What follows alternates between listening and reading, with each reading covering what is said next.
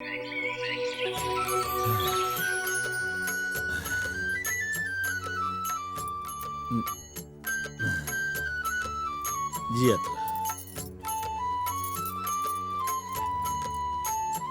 रह।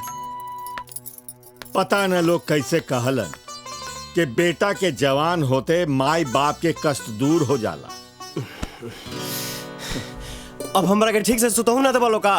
ए बबुआ, जवानी नींद में गवावे खातिर ना होला, बाप मेहनत मशक्कत करे खातिर होला। बाकी तोहरा बतौला से का फायदा? तोहरा पर तो कोनो असर होई ना। जैसे भैंस के आगे बीन बजाए भैंस बैठ पगुराए। ए बाबू, मोहन के भेजल पैसा से कितना दिन घर चली, और अब तो उनकर कोनो था हो पता नहीं खे। घर में पियाहल बहिन ससुराल वालन के अत्याचार से आके मैके में बैठल बाड़ी। छोटकी बहन के बियाहो करावे के बाद अरे कुछ तो शर्म करा। हाथ गोड़ तोड़ के कब तक बैठल रह बा? समझत काहे नहीं खा? माई अकेहू के आंसू और दर्द के असर त तहरा ऊपर होखे वाला नहीं खे। ए माई, तनी प्योर दूध में अदरक डाल के कड़क चाय बनाओ तो। अरे भाई बाबूजी के भाषण सुन के तो माथा फटता रे बाप। उफ। ए अदरक के चाय पिए वाला बाबू, सुना, एक घर में रहे के बा त तनी देह चलावा और रोकड़ा कमावा। ये हरि प्रसाद के धर्मशाला नहीं खे। रउआ ठीक कहत हूँ, हैं? ब्रिज बिहारी सही कहत हूँ। और राजा बदे एक जगह हम नौकरी के बात करके आए थे। बैठा। एक मिनट रुका, कार्डवा कहाँ गई? ई पकड़ा, यहाँ जाया, कंपनी के मैनेजर से बात किया, काम हो जाई। और सुना, ई मौका चुके जिन। सराफत चाचा, बोला बेटा। ये लंबा रास्ता छोड़ा, कोनो शॉर्टकट रास्ता बताओ करोड़पति बने के। ने सुन चाचा, अगर तुहरा भेरी कोनो रास्ता निखे तो हमसे कहा, हम बताई। बका हमरा खातिर ऐसा लड़की देखा कि दहेज में लाखों रुपया नगद दे, फ्रिज, वॉशिंग मशीन, नया मॉडल के कार, साथ में जनरेटरों ले आवे, तब देख खेला। सुना, हाँ? ख्याली पुलाव पकावल छोड़ दे। ऐसन कौनो मूर्ख बाप न हुई जो तोरे संगे बिया करके अपन कर्म खूटी। अरे चाचा, ये हिंदुस्तान जैसन महान देश में कौनो तो लड़की होई बहुत सुंदर, पढ़ल लिखल, बहुत पैसा वाली, आ ऊपर वाला जब पैदा कैले बाड़े त धरती पर हमरा खातिर कौनो न कौनो परी जरूर भेजले हुई है।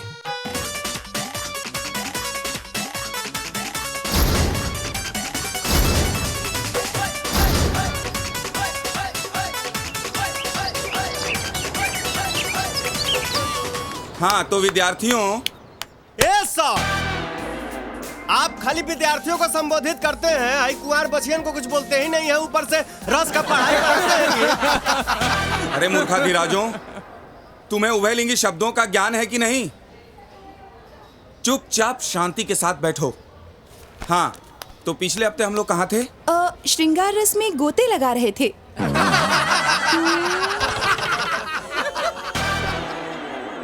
श्रृंगार रस 9 रसों में सबसे महत्वपूर्ण है श्रृंगार रस। श्रृंगार रस और नारी का चोली दामन का साथ होता है। क्या समझे आप लोग? हाँ हाँ सर, समझ गए। हाँ बोलो, क्या समझे? सर, हम तो खाली चोलिए समझे हैं।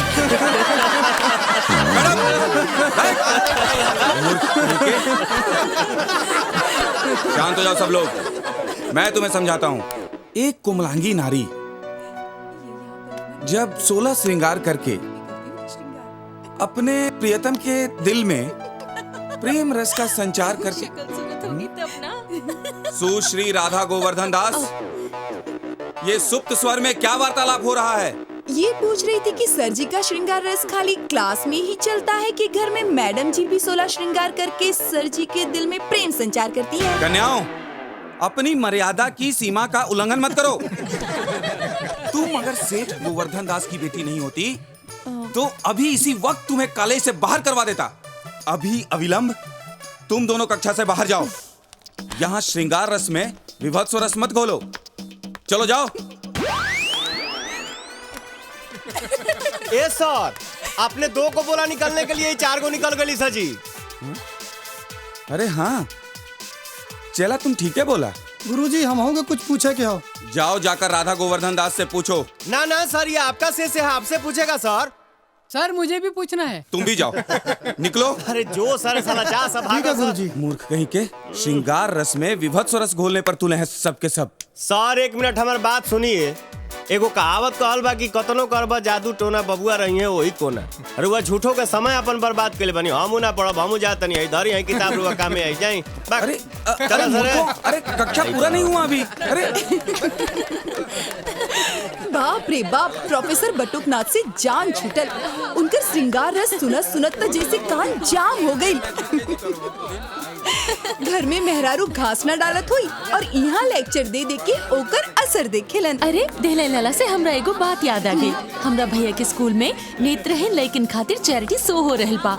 तो अपना बाबूजी से कहे के डोनेशन दिलवा दा ना। डोनेशन? और हमार बाबूजी वो चमड़ी दे दिया लेकिन दमड़ी ना।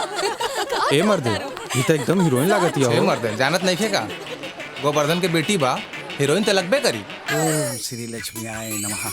ओम श्री लक्ष्मीयाय नमः। हे धन के देवी लक्ष्मी मैया, इस सलानाज के चोर बाजारी में कम से कम हमरा 10 लाख के फायदा हो गई तो 10 ग्राम लड्डू तो जरूर से जरूर चढ़ाई। जय हो मैया। ए मैया, कम से कम एक अगरबत्ती 15 दिन ना चलत तो का चलत? खाम खा लोग एक साथे 10-10 अगरबत्ती जरा के अपने धन के बर्बादी करेलन। झूठ बोले कुकुर काटे मालिक, लक्ष्मी जी आई। लक्ष्मी जी, जय हो माई, जय हो माई। लक्ष्मी जी राउर स्वागत बा माई, राउर स्वागत बा। हम धन हो गए दी माई, हमार तो भाग खुल गई बा। मुंशी जी पकड़ा। सत डंडोत माई, सत डंडोत बा। आई।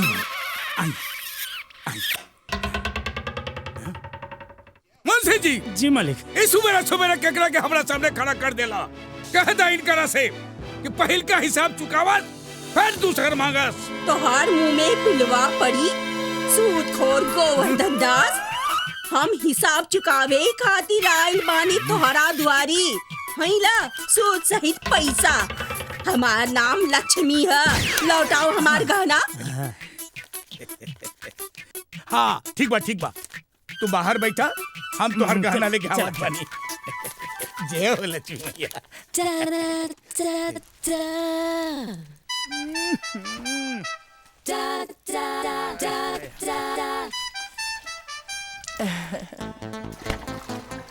टकटकी लगा के का देख रहल पाड़ा मुंशी जी? हम ई देख रहल बानी कि जवानी के रेल जब तक तेज ना चले ना मजा ना आवत। वाह वाह वाह, यह स्पीड बनौले रहा, गाड़ी मंजिल तक जरूर पहुंच जाई। के 5000 के 786 रुपया। गोवर्धन भाई नमस्ते। अरे नमस्ते देवराज भाई, बैठा। अरे बहुत दिन के बाद आयल बड़ा, सुनावा समाचार का बा? समाचार तो सब ठीक है गोवर्धन भाई, जनता बड़ा काम धंधा से फुर्सते नहीं खे मिलत। हाँ भाई। बाकी अब की बेर हम एगो खास मकसद से आयल बानी। अरे तब बेहिचक कहा, तू तो हमार बचपन के लंगोटिया यार हुआ। कहा बात ई बा कि हमार बेटा अभय जवान हो गइल बा, एकदम हीरो लग रहा बा।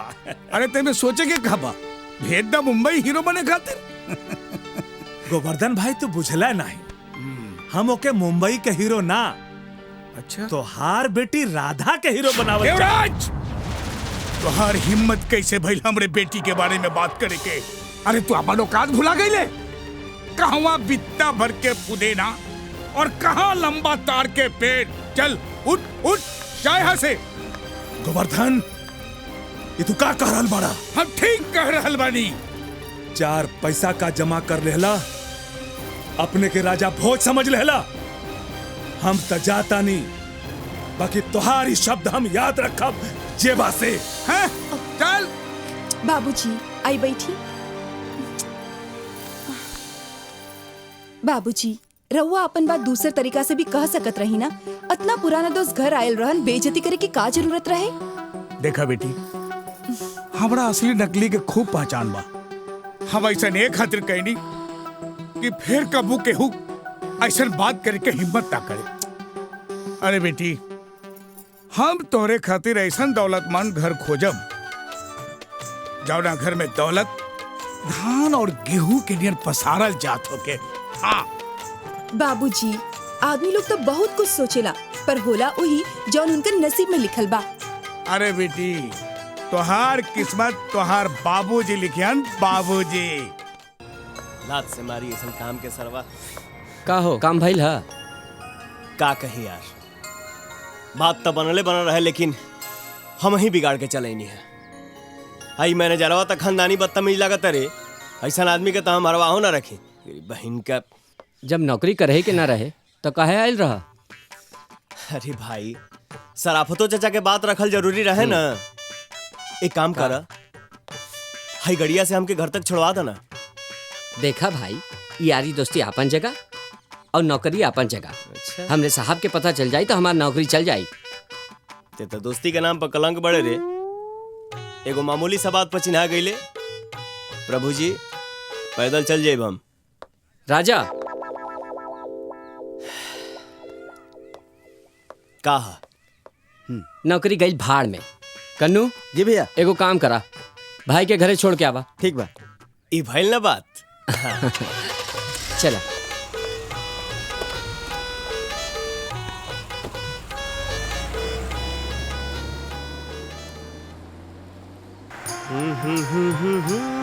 ला ला ला ला ला।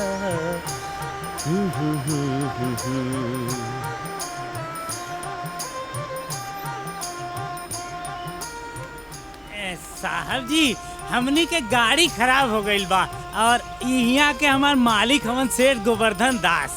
थोड़ा दूर तक लिफ्ट मिल जाए तो बड़ी कृपा हुई। अच्छा। ड्राइवर कन्नू यादव जी, जरूरतमंद आदमी बुझा रहल बा लोग। बैठा लो। अच्छा आई आई आइए। आई सेठ जी, बैठ जाइए।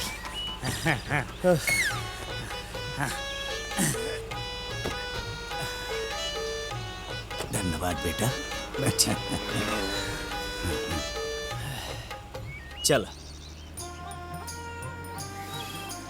दुनिया कहां से कहां चल गई, लेकिन इंडिया उहे के उहे बा।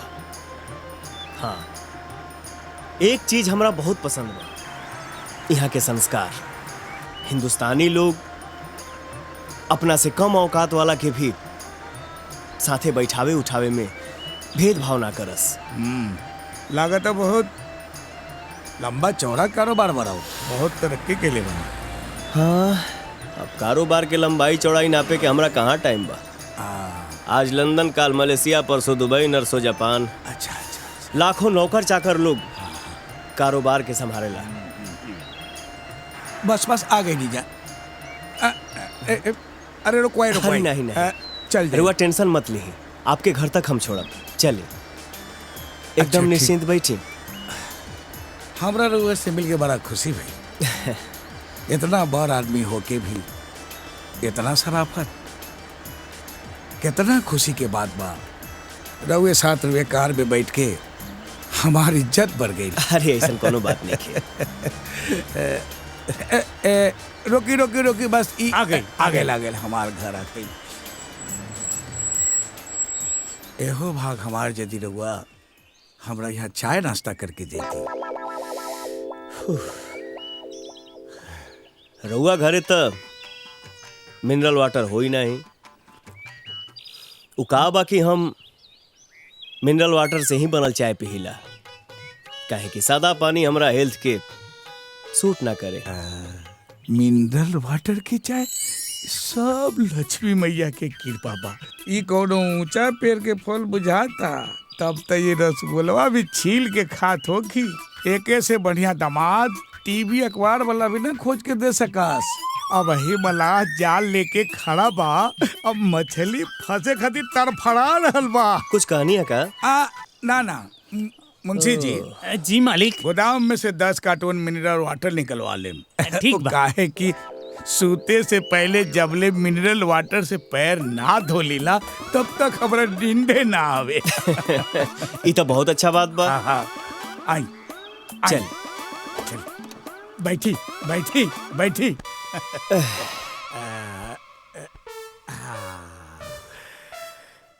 माफी चाहता नहीं, हमरा और नाम पूछ सकीला? काहे नहीं, नाम जानल तो सबसे जरूरी है। पुलिस वाले भी सबसे पहले चोर से होकर नामे जानेला। लोग हमके राजा दिग्विजय सिंह के नाम से जानेला, लेकिन रउआ हमके प्यार से राजा भी कह सकता नहीं। सास तो ये है कि हम हो कोनो लुच्चा लफंगा माए बाप के औलाद ना है। हमरो यहाँ पानी में ना घी में दाल पकावे के खानदानी परंपरा सैकड़ों साल से चला ला रहल बा। बस 2 दिन दाल बनेला मन।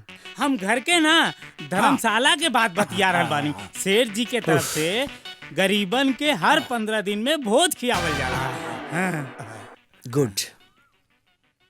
जैसे कामाख्या माई के मंदिर में भक्तन खाती हमार नॉन स्टॉप फ्री लंगर चलेला। ज्यादा ना, रोज 3-4 लाख के खर्चा बा बस। लक्ष्मी माई के कृपा से हमरो रुतबा में कोनो कमी नहीं खे। बड़का से बड़का नेता मंत्री एसपी डीसीपी ऐसा कोनो दिन नहीं खे के 3-4 फुट ना आवत होखे। अरे तो बड़ लोग भी आजकल चैन से निकल ना जी। अब देखी ना, टाटा बिरला हिंदुजा लोग भी अपन कंपनी हमरे के बेचल चाहता है, लेकिन जरूरत से ज्यादा बिजनेस बढ़ा के टेंशन लेवे से का फायदा ना। शेर के पहचाने खातिर ओकर दहाड़े काफी बा। तनी हमहू तो देखी ऐसे कौन 30 मार खा गइल बाड़न जेकरा के कन से बिना मिनरल वाटर के चाय ना जा सकेला। चला बंदा हाजिर बा, चल के देख ला। चाय नौकरानी है। हाँ, चाय पी पी चाय।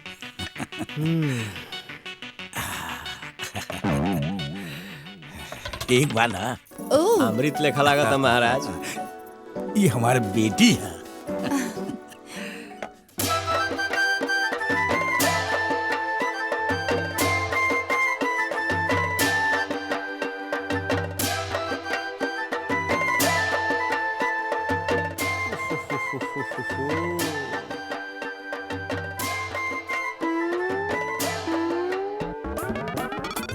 बुझावे से तो अच्छा बा कि हम अपन मन के बात कह दी। राजा दिग्विजय साहब। हाँ जी। हम रघुआ के अपन दामाद बनावे के चाहत बानी। ये कैसे हो सकता?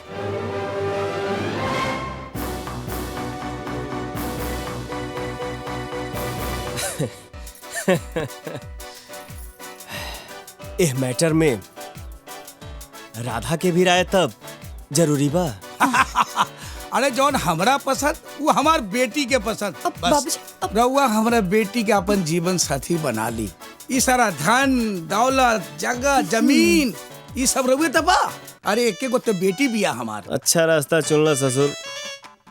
बेटा राजा, तोरा हाथ के लकीर तो नेशनल हाईवे बने जाता रे। का सोचा तनी हम कोनो गलती कह देनी का? हम यही सोच रहल बानी, मान ली भगवान मत करस, लेकिन काल होके हमार सारा कंपनी बंद हो जाए, हम कंगाल हो जाए, तब हूँ अपन बेटी के बियाह हरुआ हमरे से करब। हाँ बिल्कुल करब। हम कबहू अपने वादा से ना मुकरब राजा बाबू। बाकी एक बात बताई, रउआ एक बैग कंगाल कैसे हो जाए?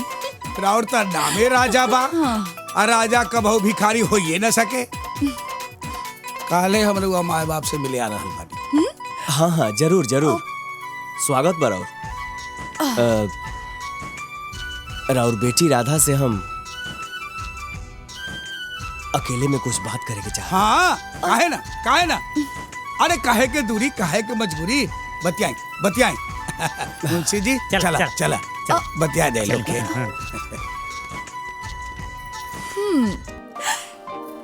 हाँ तो राजा जी तू इतना बड़ा आदमी बाड़ा ये तो हमरा के पता ही नहीं खे। अब तो तहार बाबू हमारा घर से घूम के आई हैं तबे पता चली। सुना हाँ? 100 बात की एक बात, तू हमके पसंद बाड़ू। हाँ जवान आदमी मिनरल वाटर के बिना चाय ना पिया वैसे चाय कैसन लागल? बहुत अच्छा, बहुत टेस्टी, मरे के दिन तक याद रही। जरूर याद रखी हा, काहे कि ई चाय हमरा गांव के ओ कुआ के पानी से बनल बा जेकर पानी पियल मना बा। ऊ पानी पी के हाथ मुंह गोड़ सब टेढ़ा हो जाला, समझ लेना। समझ गई ले। दिल्ली जंक्शन दूर बा, लेकिन इतना भी दूर नहीं खे जे पहुंचल ना जा सके। बाय, जल्दी ये मुलाकात हुई। आज मिली काल मिली, सुनत महीन मन बीत गई, लेकिन कौनो फर्क ना पड़ल भोंपू बजाई के। सेठ कंछेदी लाल जी, मजबूरी बा, आदमी इंजाम में लागल बा।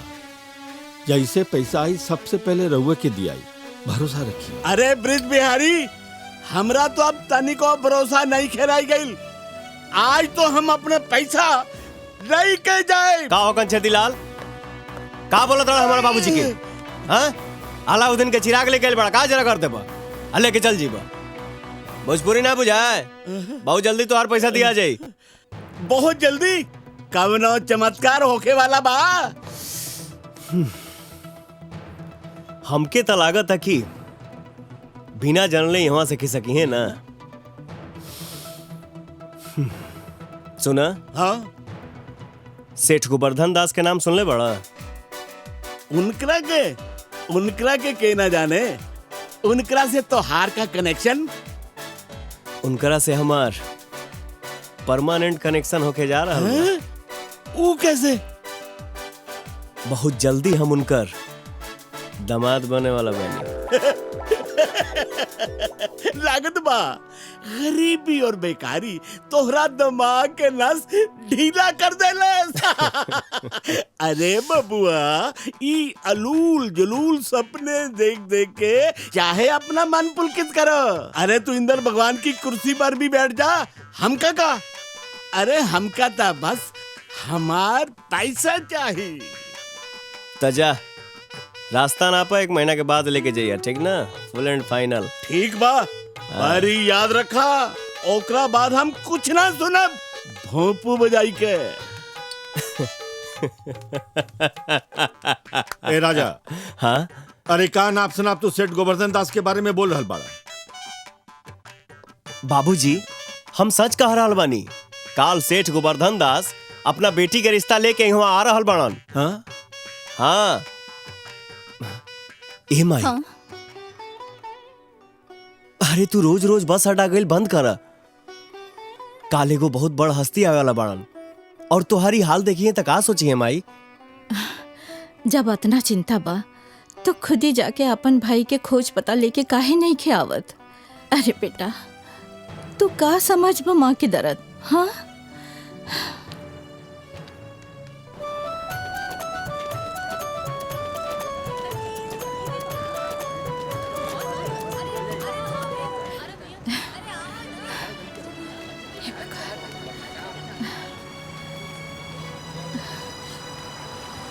सुना सुना बहनी, ये हमार बड़का बेटा मोहन के फोटो है। शहर में मिली तो कह दिया कि तोहार माई राह देखत है। हाँ ठीक बा, कह दे। ए भैया, बचवा, अरे तनी हमरी बात सुना बेटा। रामाशंकर, तू तो शहर जाता रहा, तनी हमार मोहन के पता खबर ले आवा। तोहर बड़ी मेहरबानी हुई बेटा, तोहर बड़ी मेहरबानी हुई। ई रहा होकर पता जरूर खोजी है बेटा, जरूर खोजी है। अरे चाची, हम तो खाली 2 दिन खातिर जा रहल बानी, हमरा इतना टाइम कहाँ मिली कि हम ओकर पता लगाई। वैसे हूँ 2 दिन में हमरा बहुत काम करे के बा। ना बचवा, अरे ओकर राह देखत देखत तो हमार आँख पथरा गईल। ना जाने ई जिंदगी में ओसे मुलाकात होई कि नहीं। ठीक है चाची, हम ओकर पता लगावे के पूरा कोशिश करब।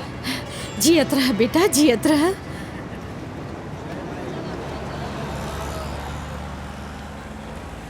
माई अब घर चला। रोज रोज ये भाई के फोटो दिखा के का पूछेलू? पता है ना लोग कैसन कैसन बातें करेला।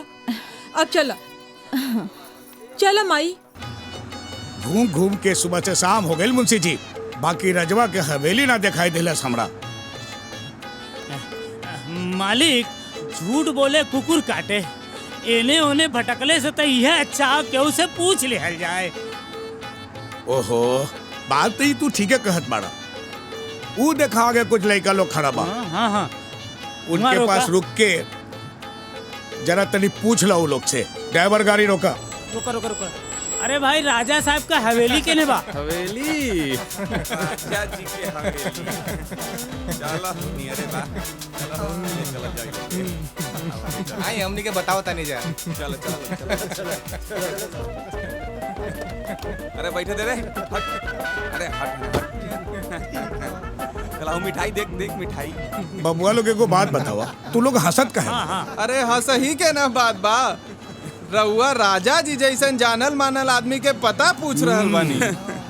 गांव में 20 कोस दूर दूर तक एगो दूधो पियत लड़का से पूछब ना, राजा जी के दुआरे तक ले जाके छोड़ी। गांव में नया बुझात बानी रउआ। हाँ नया बानी हमनी के। चली हमनियों के ओनिए जात बानी जा। बस सोचे चलत रही। अगला मोड़ से दाएं मुड़ जाई, आइजा से बाएं मुड़ जाई। आज सोचे चलत रही। आ गए राजा जी के हवेली। मालिक खुदली पहाड़ निकलल चूहा। रास्ता में कोनो तकलीफ तो ना भइला? चली ना, आई बैठी।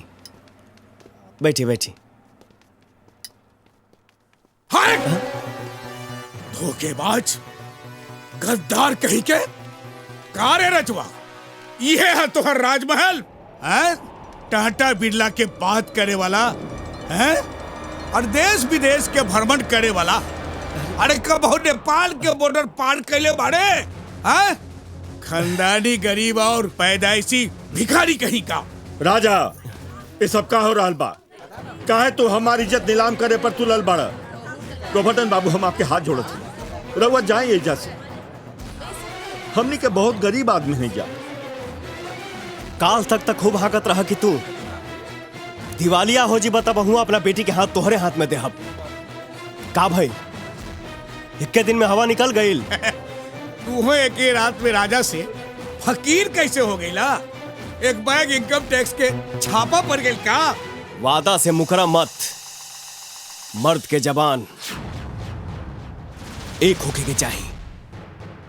हम तोरा से वादा के लिए रही कि तोहर दामाद बनब तब बनब। अरे तोहरा कहता हम अपन बेटी का। अरे हम अपन नौकरानी फुलमतिया कभी ना दे।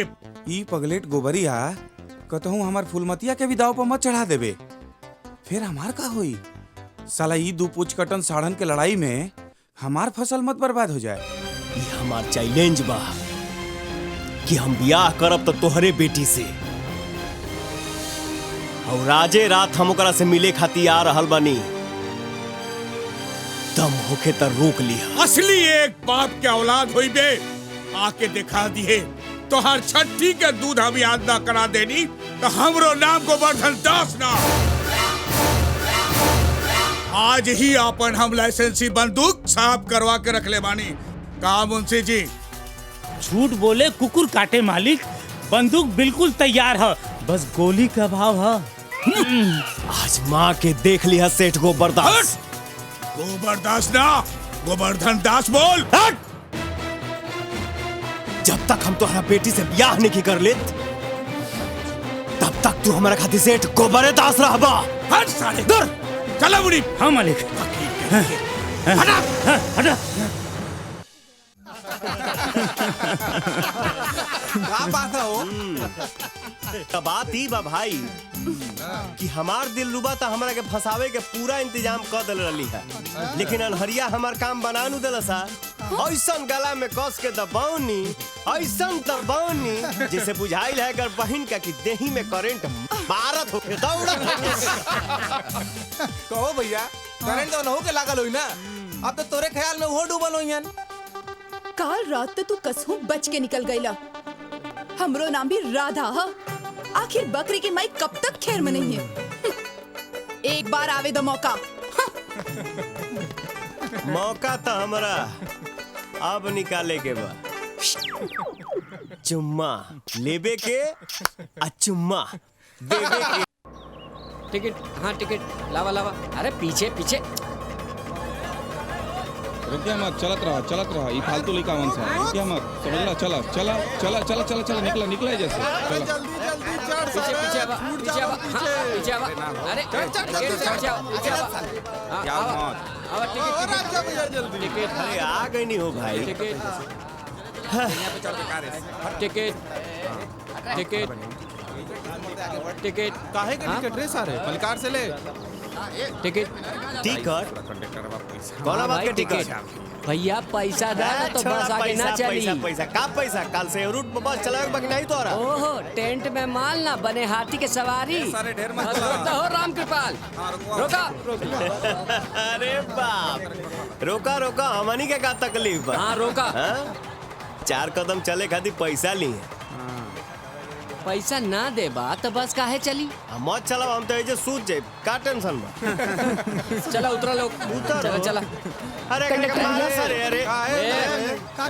एक मिनट देर हो रहा बा। रवा बस चलाई, ए लोग के किराया हम दे देता नहीं। ठीक बा मैडम, चला हो राम कृपाल, पैसा मिल गई, चला।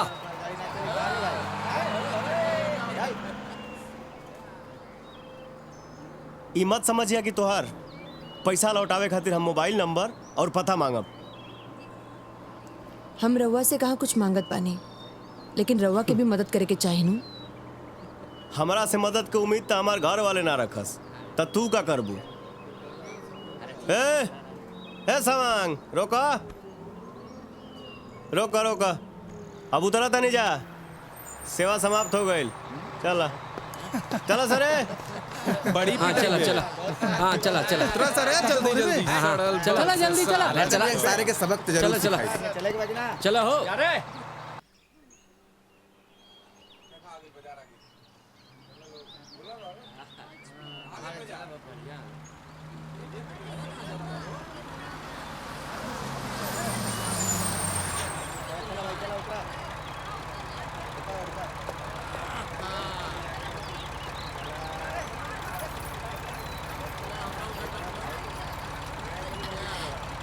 रमाशंकर, कुछ पता चलल बेटा?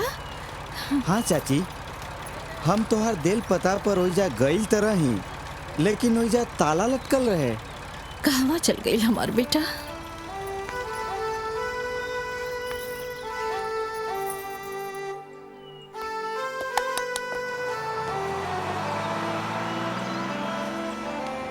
बेटी, इनका के शहर में कहीं देख लू होगा?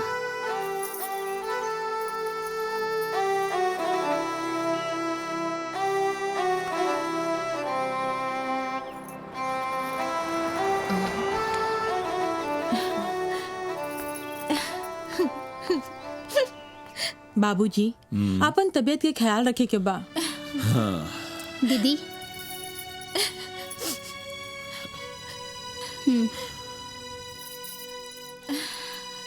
माई,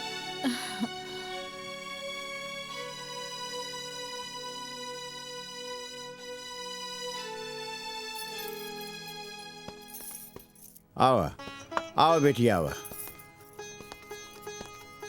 ब्रिज बिहारी, आप कहले रहे ना ऊपर कमरा दे किराएदार चाहिए? हाँ हाँ, इनसे सब बात हो गई हो। ये गंगा देवी हैं, स्कूल में टीचर हैं, यहाँ ट्रांसफर होकर आए हैं। नमस्ते। खुश रहा।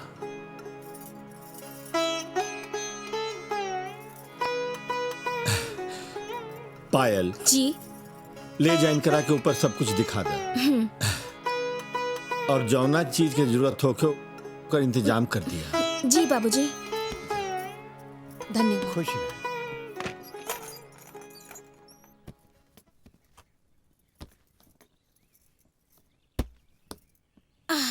ई हमरा बड़का भैया के पढ़ाई के कमरा है।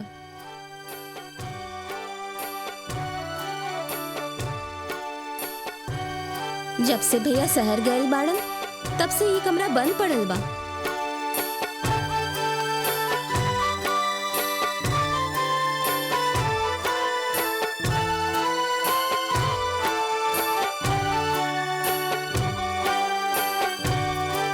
का भाई ये सब सामान यहाँ से हटा दी ही? ना ना, जवन चीज जैसे बा वैसे ही रह दी। एके अब अपन घर समझो और जौन चीज की जरूरत पड़ी जरूर बताई हो सकता कि रउआ के आ जाए से ये उदास घर में कुछ रौनक आ जाए।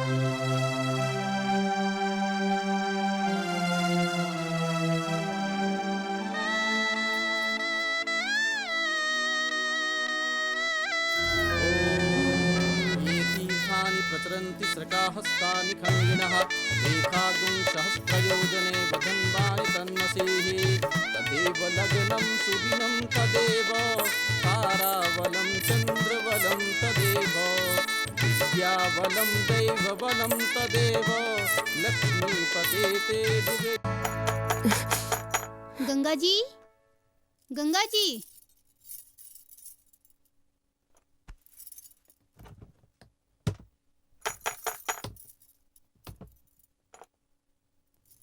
गंगा जी।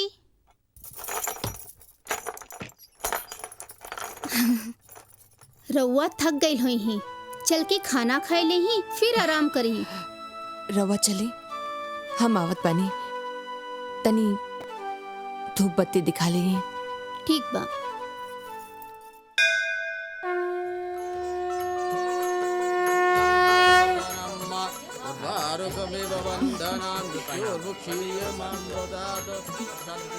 ए राधा, तू भगवान से का मंगलू हा? अरे ये कि वो राजा नाम के लफंगा से हमार पीछा छोड़ा दो।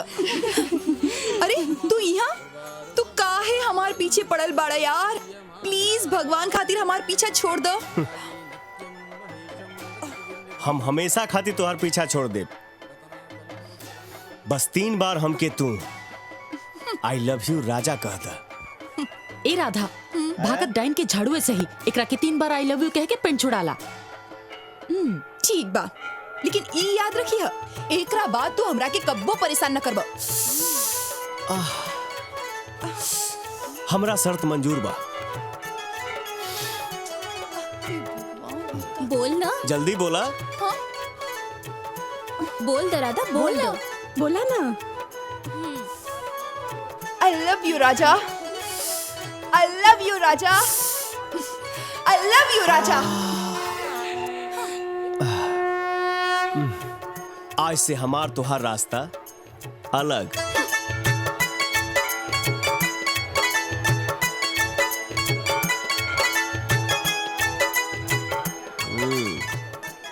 कहे के त सब के हुआपन बा, आपन कहावे वाला के बा।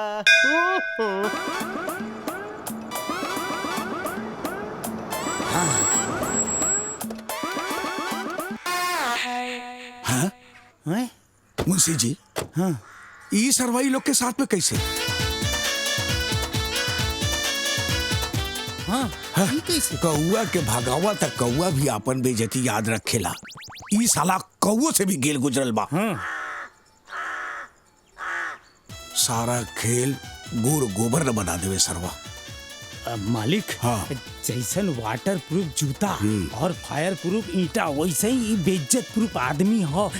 के आवत दही। प्रणाम। आई आई आई चली चली चली। हाँ चले।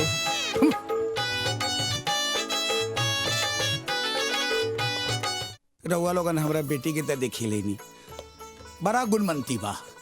घर के काम काज पढ़ाई लिखाई ए में तेकर कोई हाथे न पकड़ सकेला।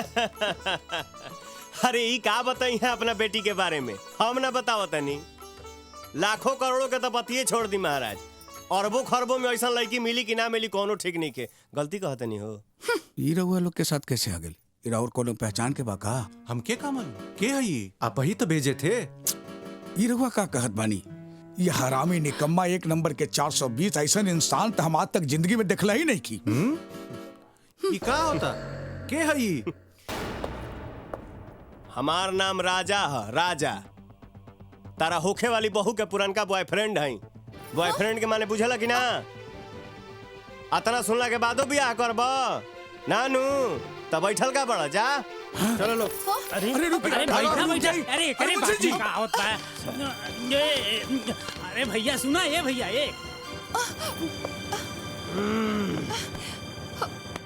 झूठ बोलत बड़ा बाबूजी। ई टपोरी से हमरा कौन संबंध नहीं खे।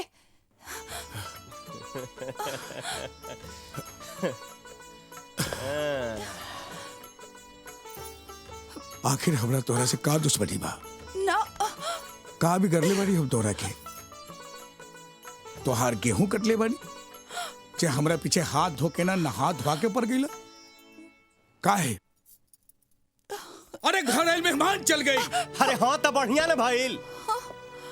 अरे वो सच्चाई जाना तनी का बा सच्चाई? हम और राधा एक दूसरे से जान से ज्यादा प्यार करेला जा। विश्वास नहीं खे तो हईली है सुनावा तनी। जमाना कितना आगे बढ़ गई बा, हमें रिकॉर्ड कैले बानी हम। सुनी। I love you Raja, I love you Raja, I love you राजा। आ तू हमरा बेटी से ब्याह करके सपना कैसे देख ले? गोवर्धन दास की बेटी से? चल भाग यहाँ से, चल भाग यहाँ से। खरा खरा मुंह का देखत बारे। चल जो न तो मार मार के बुखार उतार दे। चल। बहुत बेइज्जती कर रहे हो यार। भाग भाग। कंछेदी लाल जी, अब कर्जा उतारे के तो हमरा एक के उपाय बुझाता कि शिव मंदिर के पास वाला जमीन रउआ ले ली ही, हमरा कर्जा से मुक्ति मिल जाए। अरे हम व्यापारी आदमी ऊ बंजर जमीन लेके का करब? अरे बंजर जमीन और बांझ औरत से केहू के सुख ना मिली। हाँ। और एक बात कान के ढक्कन खोलकर सुना, हम एक हफ्ते का टाइम देते हैं, वरना हम अपना हिसाब से कार्रवाई करब भोंपू बजाई के। हाँ।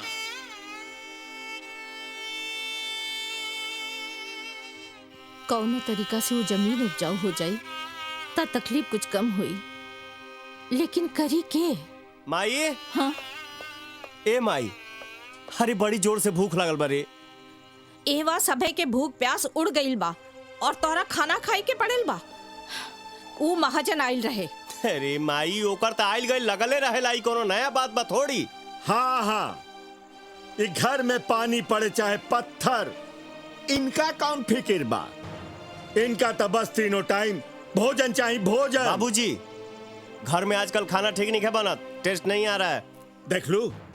देख लो इनका थथराई। ऐसा बात कर रहल बाड़न जैसे कारगिल के युद्ध जीत के आ रहल बाड़न। ये घर घर नहीं खे, इनका खातिर सराय बा। I love you Raja, I love you Raja, I love you राजा।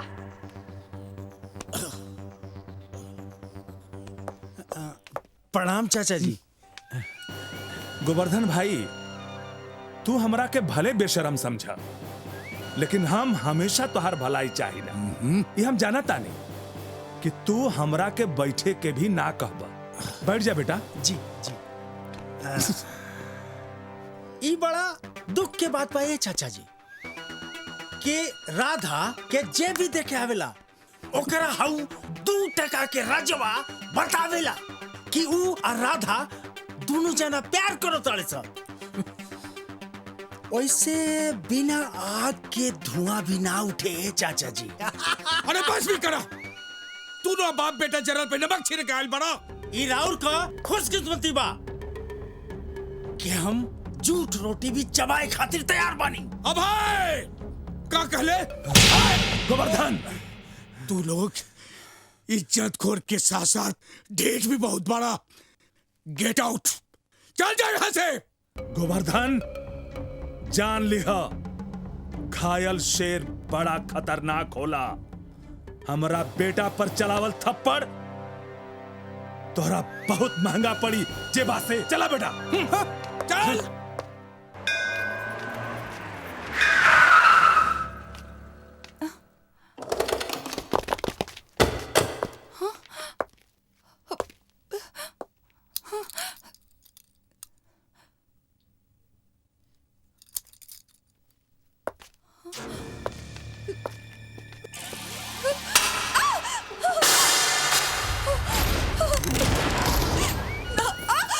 जब से तुहार बाप हमनी के बेइज्जत करले बाड़न, ओ दिन से हमार खून खोल रहल बा। तहार हई गुरूर उतारिए के छोड़े। एकर हाथ पर बांध के गाड़ी में डाल दे रही। एकरो के पता चले कि अब है सी कौन चीज बा।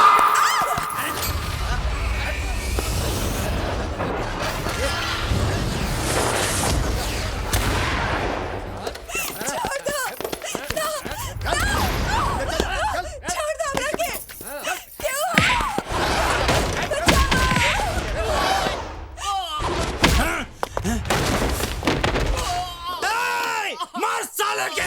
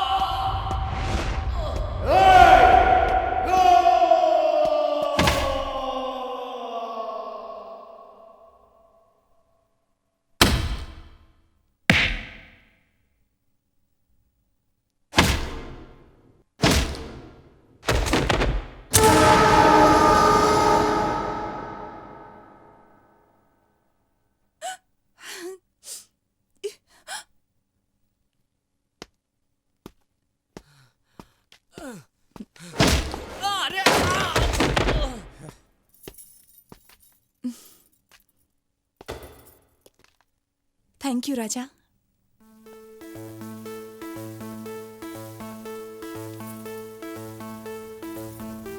तोरा माई का लाइकी आवर तोरा बहन का हम सपना का देखता नहीं हरे। चलो लो खेत पर काम करे के बा। हाँ हाँ वो तो ठीक बा, लेकिन अभी तक पिछलका पैसा ना मिलल ह। पहले पैसा दा तब काम होई। बस अब की बेरा संभार दा लोग, अगला पिछला सब हिसाब चुकता हो जाए।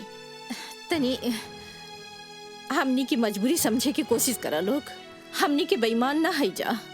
ता हमनियों के बेवकूफ नहीं खी जा। पहले पैसा दा तब काम होई। चला भाई, चला जा लोग। ए भोला, दूसरे के आश्रय पर ऐसे काम ना हुई। बाबूजी, भगवान ने दुदू को हाथ देले बड़न। हम सब आपन मेहनत से ऊ जमीन के खेती के लायक बनाएब। दीदी ठीक कहत बानी, भले ही टाइम लगे लेकिन वो जमीन पे फसल जरूर लहलाई। बेटी बाकी तू लोग काम करबू तब लोग का कही है? लोग ऐसे भी कहाँ चुप रहे बाबूजी। लोग के कहला से कुछ ना हुई। हाथ पर चलावे से किस्मत बदली।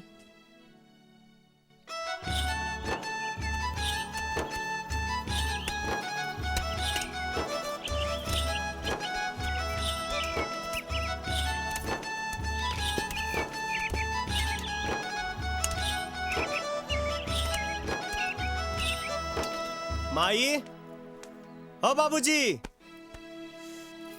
यहाँ तो सन्नाटा छले बाबू, जा तक कि तीरथ करे गइल बा लोग। वो सब खेत में मजदूरी करे गइल बाड़न।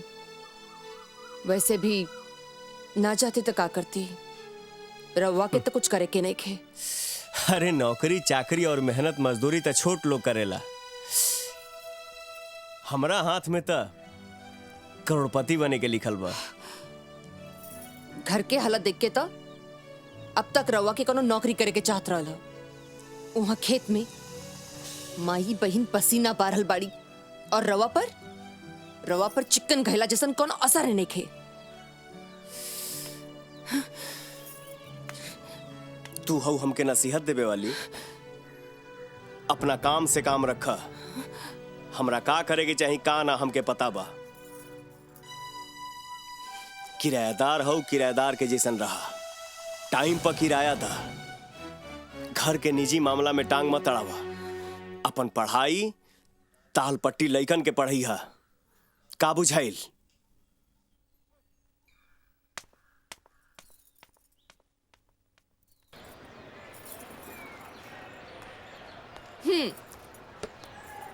तो बच्चों, सूरज हर रोज उगता है। ये जितना सच है उतना ही सच है कि मेहनत का फल हमेशा मीठा होता है।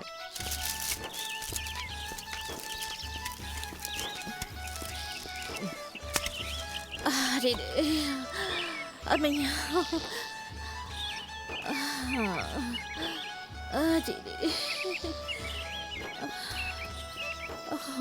अरे तू लोग बैठल काहे बाड़ू? काम करा ना,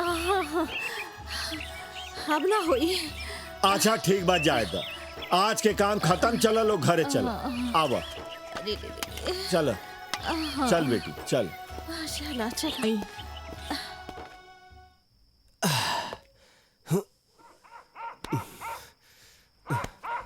ये जानता रखा थी कौन कौन कर्म करेगा पड़ी।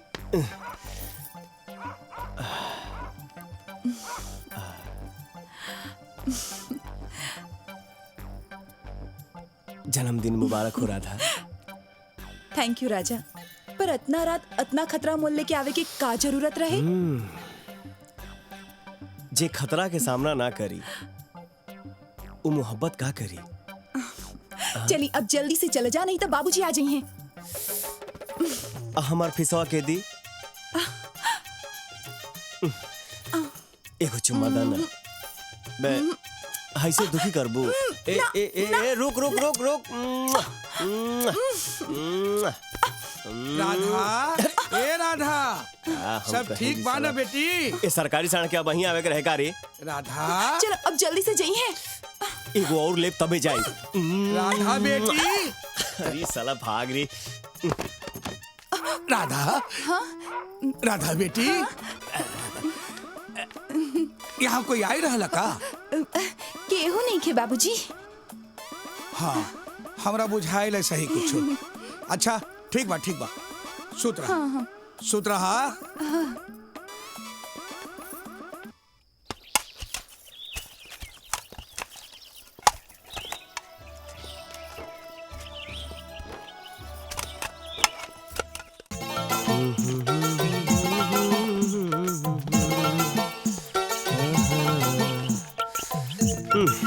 हैली पंडित जी, मटराइन दिली है। ठीक बा। ए बउआ का लीलार तो बहुत चमका था। चतुर्वेदी जी, हाँ तनी हमरो हथवा देखी था, करोड़पति बने में कितना दिन रह गइल बा बताई। बबुआ समय तो बड़ा नजदीक आ गया बा। अच्छा, मगर बिना कुछ कैले रुआ कुछ ना होखी। एकरा खातिर रुआ कुछ करे के पड़ी। जरूर कहिए बाबा, रुआ बताई ना। करे के रुआ के यह पड़ी कि यहाँ से 2 किलोमीटर दूर पूरब की ओर एगो बंजर जमीन के 5 दिन तक 2 फीट तक गहरा कर दे हबनू तब बड़का खजाना मिली। चक्रम चतुर्वेदी जी, रउआ मुंह में चीनी के बोरा है बाबा। हो सकता है खेतवा कहीं हमारे मत होके। हईली मिठाई खाई बा घर हूँ ले जाई। चला सरे, चला सुखी रहा, सुखी रहा।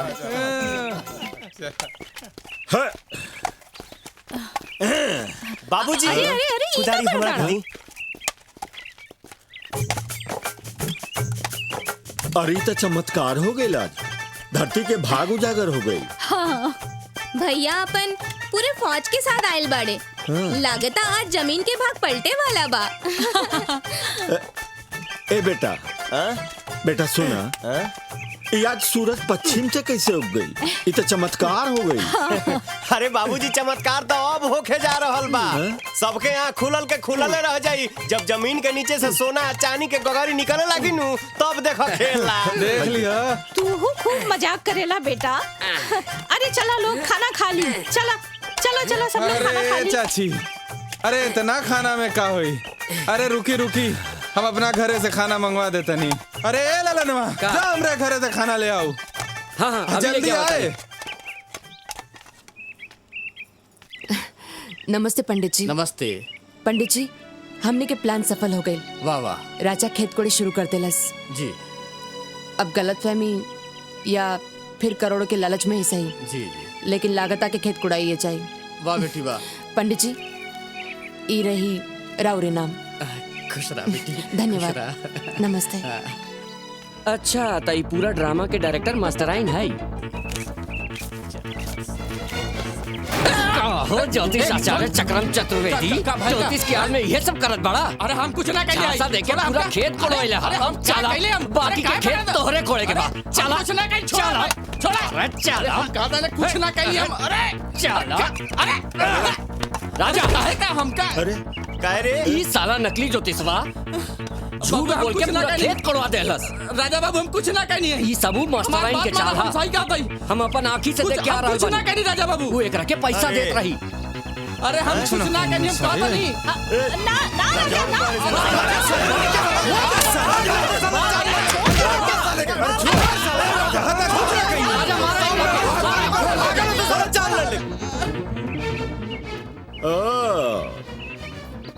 तो ये धन के लालच में इतना खेत कोड़ात रहे हैं?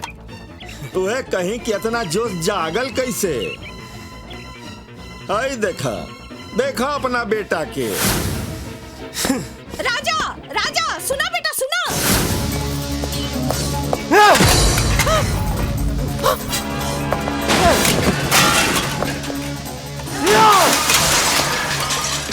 रवाई का करता जवन हमरा बहुत पहले कर देवे के चाही। तू आइल बड़ू हमरा घर में आग लगावे खाती हैं? ज्योतिषा से झूठ बोलवा के हमर मजाक उड़ावलू। ना रही बांस ना बजी बांसुरी। अब जाके तू दोसर करो ठिकाना ढूंढा। रुक जाइए, हम कहते हैं, रुक जाइए, रुक जाइए।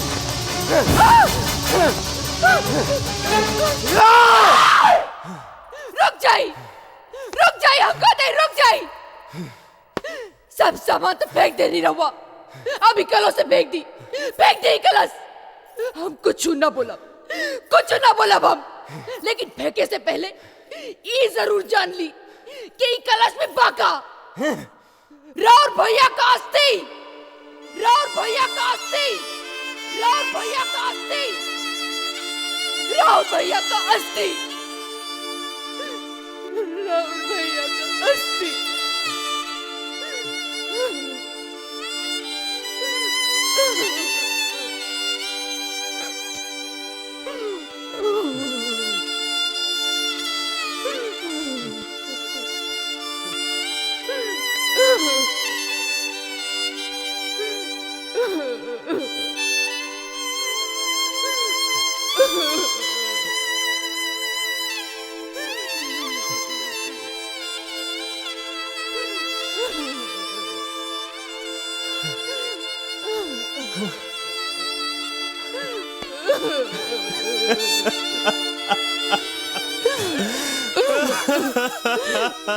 राहुल भैया के अस्थि कलश।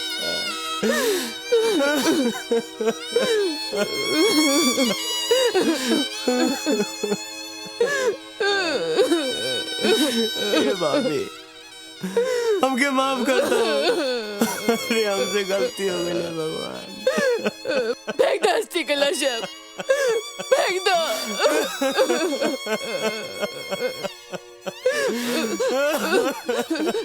ए बबुआ, ए बबुआ, ए बबुआ, सुना, उठा। ना बबुआ, रोआ मत, मत रोआ, मत रोआ। देखा, देखा, अपने आप के संभाला। अब तो के माई बाबूजी के ख्याल रखे के बा, बहनी की शादी करे के बा। मत रोआ बबुआ, मत रोआ, मत रोआ बबुआ, मत रोआ।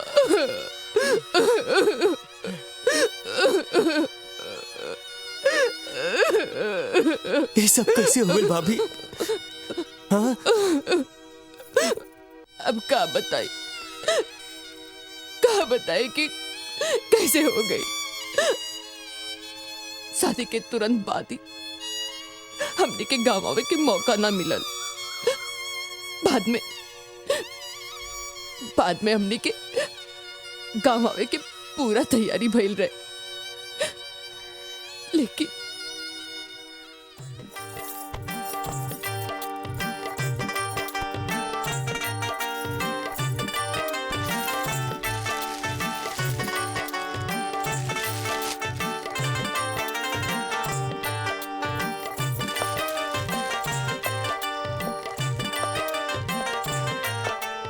गंगा,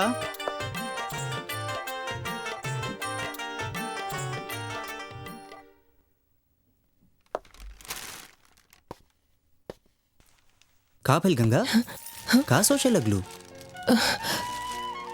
हमरा के ये सोच के डर लागत बा कि अगर रवा परिवार के लोग हमरा के अभागिन समझ के स्वीकार ना करी तो का होई? तू चिंता मत करा, हमार परिवार हमनी के मजबूरी जरूर समझी और कोनो रास्ता भी ना रहे। तोहार मामा तो पैसा के लालच में बूढ़ आदमी से तोहार ब्याह करावत रहे। वो तो हम बीच में आ गई, नहीं तो तोहार जिंदगी बर्बाद हो जात। कहल जाला कि शादी के बाद आदमी के जीवन में परिवर्तन आवेला, और वैसे भी शादी के बाद सब ठीक हो रहल बा। तोहार स्कूल में पक्का नौकरी हो गई। तू बिल्कुल चिंता मत करा, आगे भी सब ठीक होई। ठीक बा? हाँ। ये देखा, माई, बाबूजी, पायल, देवकी और राजा, ये सब देख के कितना खुश हुई हैं। अरे इका का भाई? रवा तो कल रने की राजा बाबू के लाल रंग की टी शर्ट पसंद बा, लेना ही नहीं। हाँ, भुला गई नहीं। चली जाई, जल्दी जाई और लेके आई। इहो कोनो बात होला? तू एक काम करा, ये कुछ सामान सरियावा, हम अभी जाके राजा खातिर एको बढ़िया रेड टी शर्ट लेके आवत तानी। ठीक बा, लेकिन जल्दी जाई और जल्दी आई। अभी आवत तानी।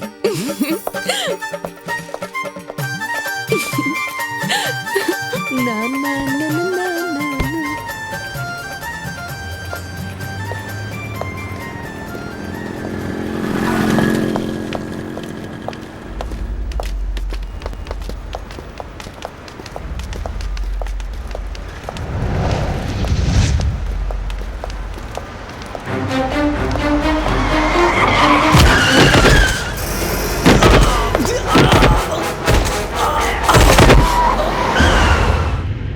जवन भाई ओकर जिम्मेदार हम बन, काहे कि हम ही उनकरा के रवा खातिर ई लाल रंग के टी शर्ट लेके आवे खातिर भेज ले रानी। ये वो टी शर्ट बा जे हमार सुहाग ले गई, हमार सुहाग ले गई।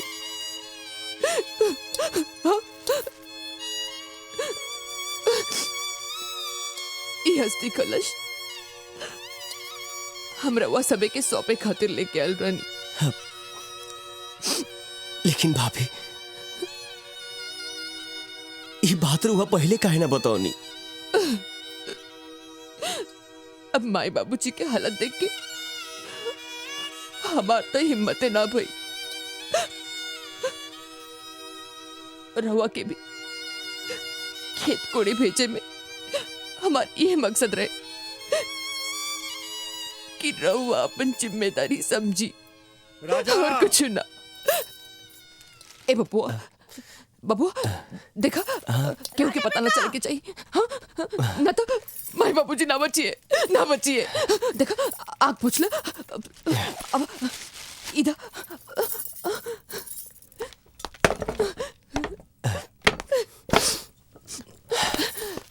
ए राजा राजा अरे हाय देख राजा सब यही की करतूत हुई। निकम्मा कहीं का एक पैसा कमाए के नहीं खे। जवन 1000 रुपया महीना मिलत बा ये उहो को भी बंद करावल चाहत बा। अरे एकरा का मालूम एह घर का 15 दिन का राशन चलेला 1000 रुपया महीना से। चला चला उठाओ इनका सामान रख भीतर चला। हे भगवान अरे कैसन का पूत हमरा घर में जन्म ले ले बा। उठा उठा सामान चला उठा चला दी।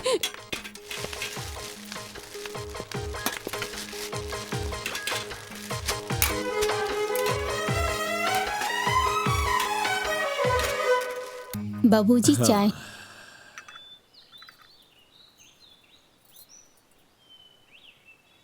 अरे भैया कहाँ गए? हम उनकरा बदे चाय ले आए रहे। गईल हुई है कहीं आवारा गर्दी करे। उनकर चिंता तू लोग के बा आगे तू लोग के चिंता उनकरा नहीं खे। अच्छा एक काम करा खेत पर चले के बाद जल्दी तैयारी करा। जी बाबूजी। खुश रहा।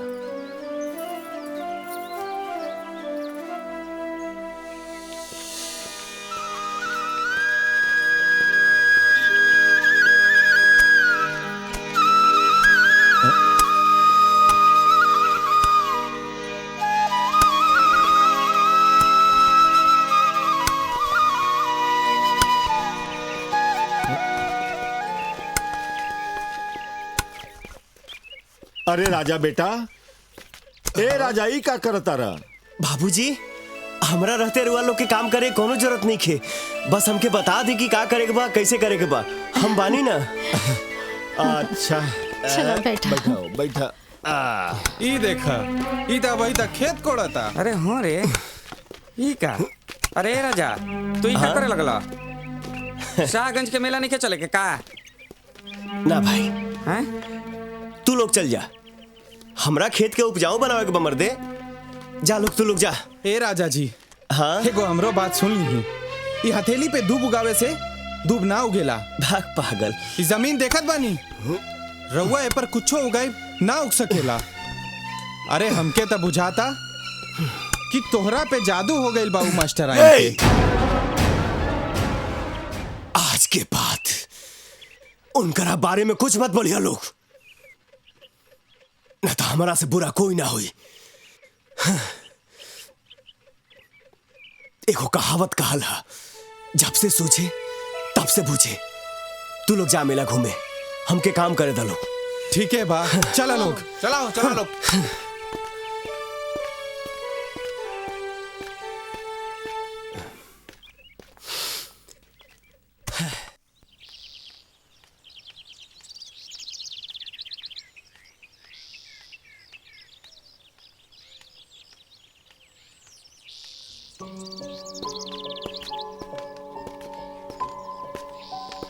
अरे मैडम जी हमरे राजा के ऐसा कौन पाठ पढ़ा दिए नहीं है कि हम यारन दोस्तन के छोड़ के उ खेत कोड़े में लग गइल बा। अगर ऐसे ही लइकन के पढ़ा दिए लूंगा तो हो गइल सब कर कल्याण। अगर रउआ सबे राजा के सच्चा दोस्त होते ना तो ऐसा बात ना कहतीन। राजा जवान कुछ भी कहले हो खस, लेकिन आज राजा जवान कुछ भी करल बाड़न, बहुत अच्छा करल बाड़न। अगर हो सकी तो कुछ सीखी, यही कहल चाहिला।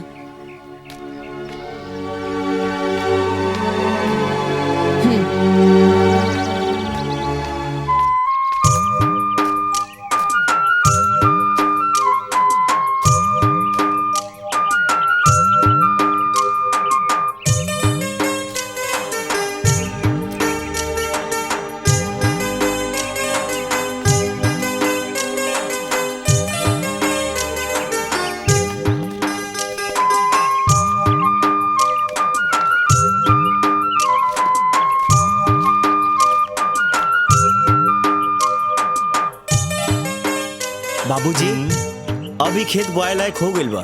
हाँ हो, 1-2 दिन में बिया डला जाए। अरे तनिक रुका ब्रिज बिहारी जी, हम महबूब जाई के कहत हैं।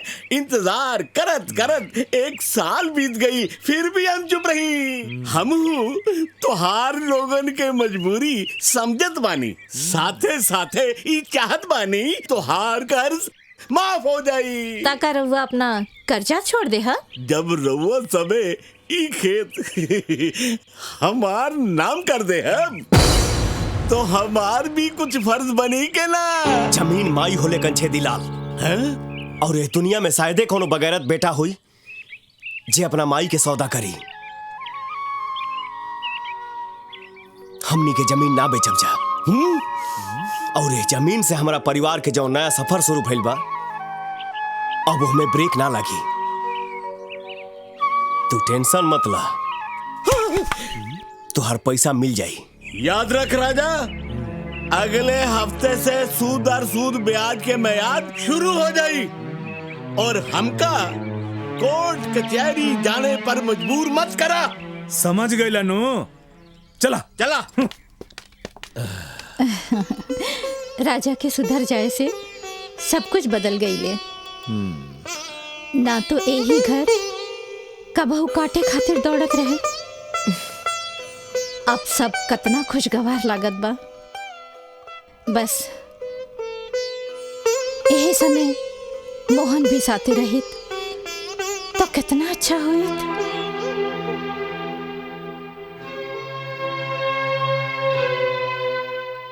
ब्रिज बिहारी, अरे आवा आवा बैठा।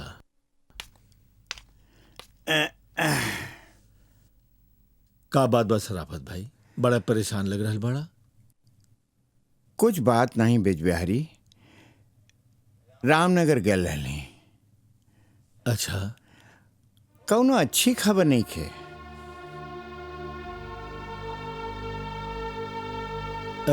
मतलब समधी जी से हुआ मुलाकात हो गई। हाँ। वो कहे लगले कि अगर हमार मांग जल्दी जल्दी पूरी न हुई, हाँ, तब प्रमोद बाबू का दूसरे शादी होए में देरी न लगी।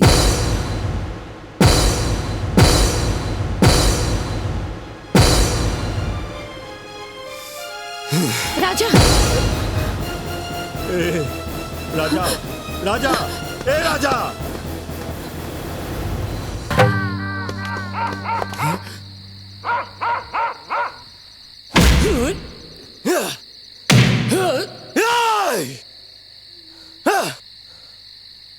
हम 2 मिनट रहुआ से कुछ बात करके चाहता नहीं। हम घटिया लोगन से बात ना करी। अरे तोरा से घटिया के होई रे? हमरा बहन के जिंदगी ते काहे बर्बाद कर रहल बाड़े? अच्छा, उनकर जिंदगी सवारे खातिर हम अपन जिंदगी बर्बाद करी? ना ना, हम अपन जिंदगी में मस्त बानी। उनकरा के कह दे हमरा के बुला जास और अपन यारन के साथ मस्त रहे।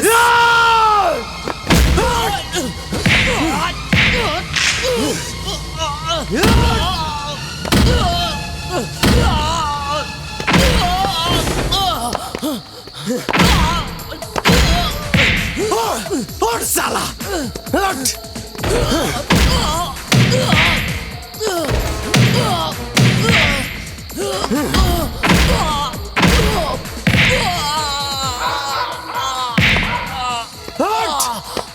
चल साला, तोरा का बुझाता है? अरे अरे आज तोरा से हिसाब चुकता कहिए के छोड़ा। हमरा बहन के दे जिंदगी नरक बना देले बड़े। अरे साला मन तो करे था कि तोर जाई ना जी। अरे तू का कर रहल बड़ा और ये सब का हो रहल बा? जीजा के साथ ऐसा ही बर्ताव कइल जाला? जब जीजा कोनो लायक ना रहे तो ससुराल वाले भी ओकर इज्जत कल जरूरी ना समझस। हमरा बहन के घर से निकाल के अभी तो सर शादी के तैयारी कर रहल बड़े। चला तू चुपचाप बैठा। इनका से हम के बतियावे द। जौन तोहार बाप और मोटरसाइकिल देवे के कहले रहलन उ आज तक ना ही पहुंचला। जाके 10 दिन के अंदर नगदी और मोटरसाइकिल हमरे द्वार पर ना पहुंचला तो हम अपने बेटा के दूसर ब्याह कह के रहब। चढ़ा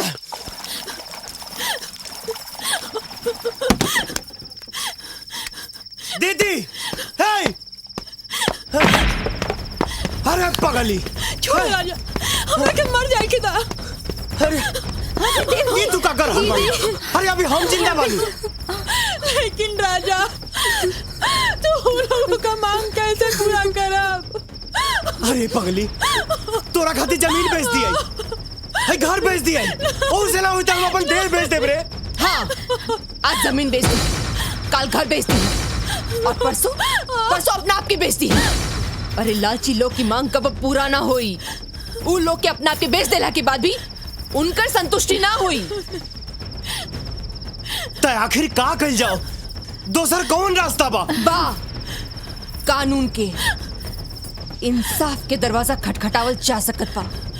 अरे इस दिन कौन तो उपाय हुई जेकरा से इनकर घर बसावल जा सकेला। बाकी गंगा, कानून से केहू के घर ना बसे। अरे घर बसेला आपसी प्यार से, आपसी समझ से। माई, जब पानी सिर से होइए गइल बा ऊपर, तब कुछ न कुछ तो कर ही के पड़ी। कुछ ऐसन जैसे सांप भी मर जाए और लाठी भी ना टूटे। ए बापू, ए माई, हमरा दूसर शादी कराई दे ना। अरे वो आई रहल ना। इधर देखो, राजा आ गई। पैसा लेके आ गई। दीदी अब ते आराम से रहुए घर में, है ना? आज के बाद तोरा से केहू कुछ ना बोली। जो बहनी। अरे महारानी, दंदनाथ कहाँ जात बाड़ू? अरे बन के गिधर जाई किधर? आखिर आइलू ना। आ सुना, बहिन के तब पहुंचा दिहल। आऊ माल कहाँ बा जवन वो दिनवा वादा कह के गइल रहल? हम अपन वादा निभा रहल बानी। वाह, का बात बा। ई लो रुपया। अरे लावा लावा। अरे दे दो। रुक रुक, हम देखत तानी। अरे लो पैसा बा। भाई भाई, अरे दे तानी तोर के। ये ले। पैसा पैसा। पैसा ले आओ भैया। भैया, अरे आइए, का? बैठिए, बैठिए। ई जौन नोट के गड्डी तू लोग गिन रहल बाड़ा, ऊपर एसपी साहब के दस्तखत बा और गड्डी में केमिकल पाउडर डालल बा। एकरा से ही साबित होई कि रवा लोग लड़की वाला से दहेज खातिर पैसा ले ले बाड़ा। पैसा फेंक भाई। गड्डी फेंकला से का फायदा? हाथ में रंग लाग गइल बा। आप लोगन पर दहेज के आरोप में केस दर्ज हो गइल बा। अब पूरा परिवार जेल के हवा खाए खातिर माई तैयारी करा जाए। हमनी के माफी दे दी सरकार। हमनी के बचाई, भूल चूक माफ करी। अब ऐसन गलती दोबारा ना हुई। हाँ सरकार, हमनी के माफ कर दो सरकार। अब कवनो शिकायत का मौका ना मिली सरकार, ना मिली। बच्चे के चाहत रहा ना तू लोग, तो जल्दी से पे दस्तखत करा।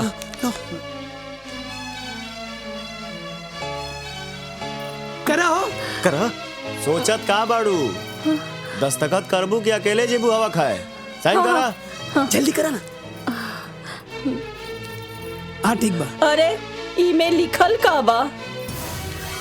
एहमे लिखल बा कि आज के बाद रउआ सभे अपना पतोह पर कौनो जुल्म ना करब। हाँ ठीक है, हमरा के मंजूर बा। ओकरा के इज्जत से राखब। अगर तनिको दिक्कत भइल ओकरा तो फिर जेल जाए के तैयारी रहे के चाहिए, है ना? गोड़ लागत नहीं। हाँ हाँ, खुश रहा। अब इनके कोनो तकलीफ ना हुई।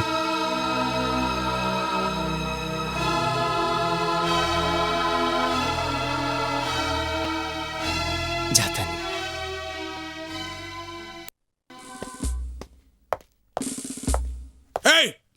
यह तू क्या करे बड़ा?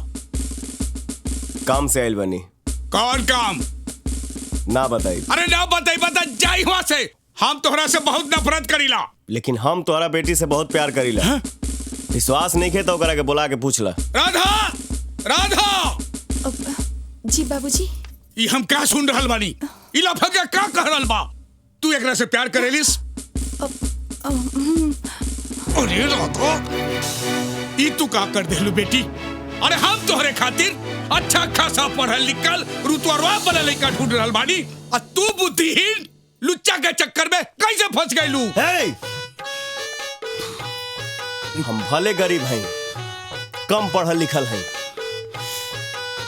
लेकिन बुद्धि में तारा से बहुत आगे बनी। वो कैसे? आजमा के देखला।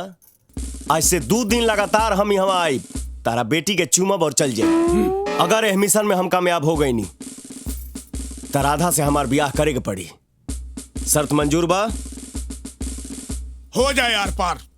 रोज के झिक खत हमरा ये शर्त मंजूर बा। ओके।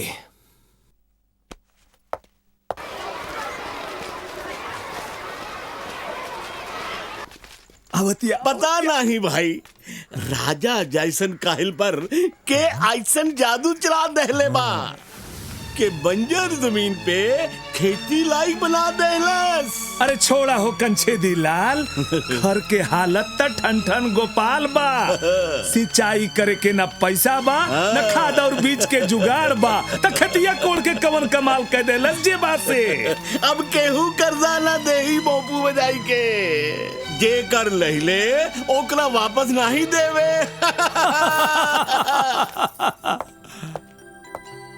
राजा, ये का हो भैया?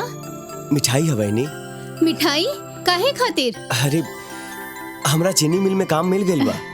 सोमवार से नाइट ड्यूटी चली, आ दिन में खेत में काम करब। हाँ? ला बेटी। हाँ बाबूजी। ये मिठाई के भगवान की चढ़ा दे। जी बाद में बाबूजी। खा जाएगी। जी। बैठा बेटा। बैठा। खेत तो तैयार हो गई बा, बाकी बीज कहाँ से आई? देखा तनी बाबूजी, कहीं ना कहीं से तो इंतजाम करेंगे ना पड़ी। हम आओ तनी। रुको राजा, हाँ? कहीं जाए की जरूरत नहीं। अरे बाप। इला। पर बेटी, तुम्हारी पैसा हमनी के कैसे चुकाई जा? अरे माई, रवा चिंता ना करी, फसल कटला के बाद में चुकता कर दे, ना तो फिर किराया में से काट ली। अब तो हम यहाँ पे लंबा समय तक रह जाता नहीं, लेकिन अब जो जरूरी बा ऊ बा बीज बोवल। कौनो काम रुके के ना चाहिए। ला राजा।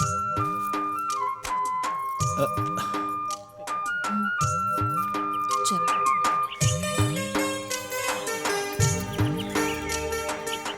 हमार बात सुन रहल बानी नु? अब और बर्दाश्त नहीं के होकर अपना जिंदगी की सबसे बड़ा दर्द कब तक छिपा के रखी। रहुआ तो हमरा के बेसहारा छोड़ के चल गई। ये लोग की हालत तो हमरों से खराब बा। पूछत बा के कलेजा फट जाए, लेकिन हम बता पाए कि पता न मोहन के का हो गई, कुछ खोजे खबर नहीं खन देत। अहन तो कहियो, उनकर कान पकड़ के पूछा कि माई बाप कौन कसूर कैले बाड़न जो ऐसन सजा दे रहल बाड़। हमनी के तो पाकलाम है, आज नहीं तो काल। दोनों भाई एक साथ रहतन तक कितना बढ़िया हो। अब तो पहल के बियाह करे के बा, बस उन करे इंतजार बा।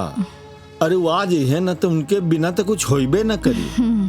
अच्छा सुना, बहुत बात हो गई है, ला दवाई खा ला, ना तो फिर दर्द बढ़ जाई। हे भगवान, जे लोग के उम्मीद इतना पक्का बा ओ लोग के हमें दर्दनाक खबर कैसे सुनाई। एक बेटा के मौत के खबर ओकरा माई बाप के देवे खातिर कौनो समय ठीक नहीं के हो सकत। अलाख निरंजन, अलाख निरंजन अपने कमंडल में लेके काशी, काबा और चारों धाम हिमालय के कंदरा से निकल ले आ गई ले बाबा भोगीराम। अलाख निरंजन करावा लिंगन नहीं तो बेचे दंत मंजन नहीं जगह बाहर नो चतारा कुत्ता बाग। एजा तरीन शक्ति के चमकार भा भाई। हम अपना 3 नंबर के आंख से साफ साफ देख रहल बानी कि ये घर के जौन मालिक बा 1 नंबर के लुच्चा लफंगा पापी साला दुष्ट आदमी बा। समाज के शत्रु, दुनिया के दुश्मन, प्यार मोहब्बत के प्रेम चोपड़ा माधर जात के नाश निश्चित बा, निश्चित बा, निश्चित बा। का भइल बाबा? अरे अगर बाबा क्रोधित हो गइलन ना तो विश्वामित्र लेका कोनो श्राप दे दियन। अगर बचे के हो तो बाबा के गोड़ में पालतू कुकुर नियर लेट जो। लेटो देख जा रहे हो बेवड़े। लेटे तनी बाबा। लेट जाओ। चेला चपंडुक चौधरी तू ही मनुष्य रूपी पशुअन के अपन कीमती उपदेश देवा से के बीच में देत रहो ताकि हमारा कर्म कांड में कोनो बाधा न पड़े। ए पापी के घर के हम अपने पवित्र पांव से निर्मल करके आ रहल बनी। जय बाबा रउआ। तू ए लोग के साथे हमार प्रतीक्षा करो। ठीक है। अबे 1 इंच अपना जगह से हिलला तब फाट जाई। का फाट जाई बाबा? धरती और का रे? अच्छा उन तोरा मन में आइल हो रे। अलाख निरंजन, अलाख निरंजन। अरे बाप रे बाप, आज तो बाप हो कि खजूर के झाड़ हरी। बाप हो बाप, एक बहन का द्वार पे करा बहनी का लाठी लेके 50 को खड़ा बने से जान जी है जो बॉबी तो हमार पराने ले ली है सो। आतना परिश्रम करके देखो हम पहला बार आइल बनी। कहाँ तुम दे गर्दन से ऊपर। गर्दन से ऊपर है बाप। आचार दो है सही। चुमा चुमे नु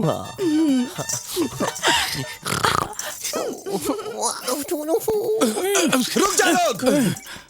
अगर बाबा के पीछे केहू गइल ना तो पूरा गाँव में सुनामी आ जाई। डेंगू, मलेरिया और हैजा जैसन बीमारी फैल जाई तोरे गांव में। बाबा का सेवा करा मेवा मिली। ये का कहत बा मुंशी जी? झूठ बोले कुकुर काटे मालिक। शास्त्र में कौनो ऐसा स्पेशल यज्ञ का वर्णन नहीं के जो चेला बहरे रहे और गुरु भीतर यज्ञ करावे। आजकल साधु के भेष में सवाधु घूम रहल बाड़न। बाबा इच्छाधारी, बाबा मजा मारी, बाबा बलात्कारी। हमें तो धोखाधड़ी का भू आ रहल बा। ये हो न हो रजबे हो।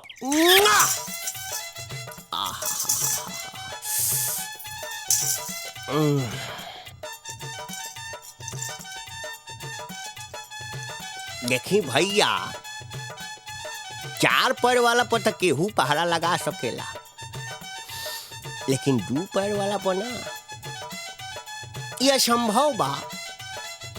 का बुझाई? अलाख निरंजन चलो देखो ताली।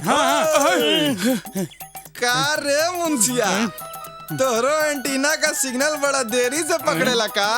हाँ हाउ देखो, राजा भैया अपन यज्ञ पूरा करके आ गइलन।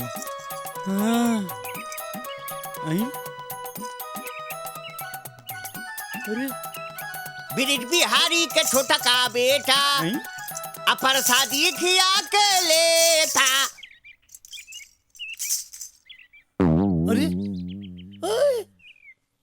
बच्चा, तुम्हारा ललाट बता रहा है तुम बहुत आगे जाओगे।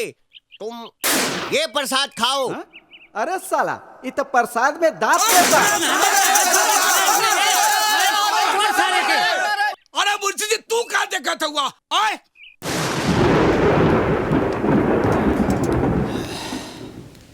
बेटा, हाँ? 8 बज गई, अभी तक गंगा ना आई। का भैया, हाँ? कोनो काम से राजापुर जाए के बात कहत रहली। शायद वही जे गई होकस।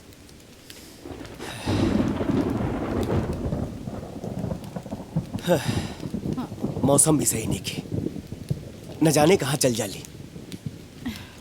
अच्छा माई, हाँ हम उनके लेके आओ तनी, ठीक ना? ठीक। फिर हमनी के साथ में बैठ के खाना खाइए। ठीक है। हाँ।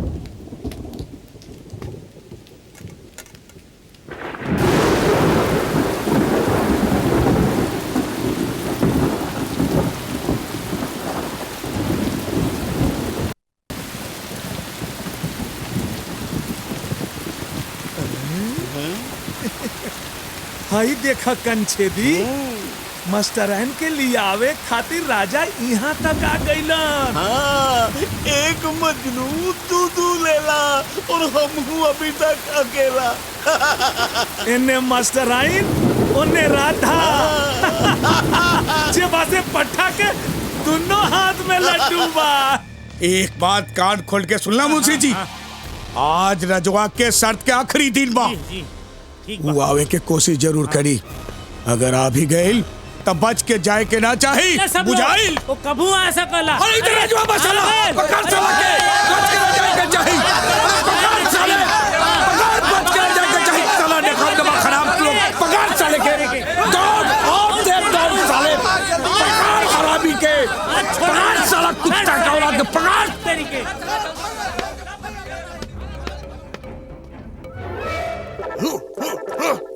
अरे गोबरा कतलो कर पे जादू टोना राजवा रही हो ही कोना का बुझले को मड़ा साले। पकड़ पकड़ पकड़ गोबरदास पकड़। हाय हाय हमर जान। हमरा से मिले खातिर तू इतना परेशानी उठावता रहा, कुछ हो जाई तो? तोरिका सुना, फार्म भर दिले बनी, लाइसेंस जहिया पास हो जाए, ठीक ना? आज लास्ट टेक है, गाड़ी रोका मत, एकदम पास हो जाए था।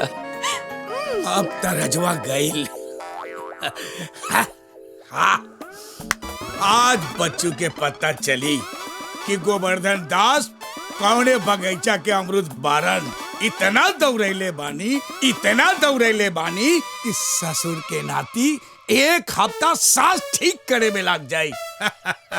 फिर इन्हें आवे के कबो नाम न ली, चलन है सरौ बाजी लगावे। राधा बेटी, अरे सारे तू यहाँ? बाबूजी,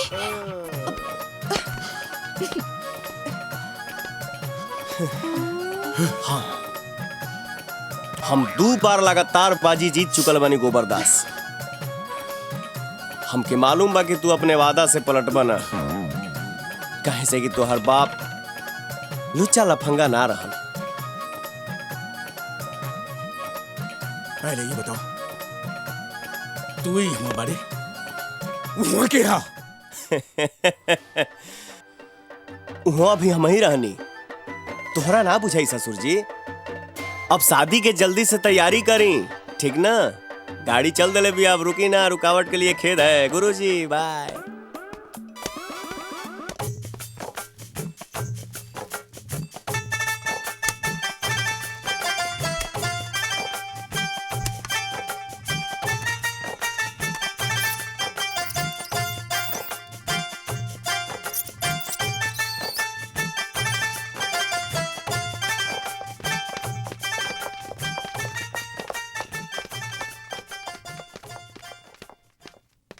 गंगा, हमनी के लइका पसंद बा।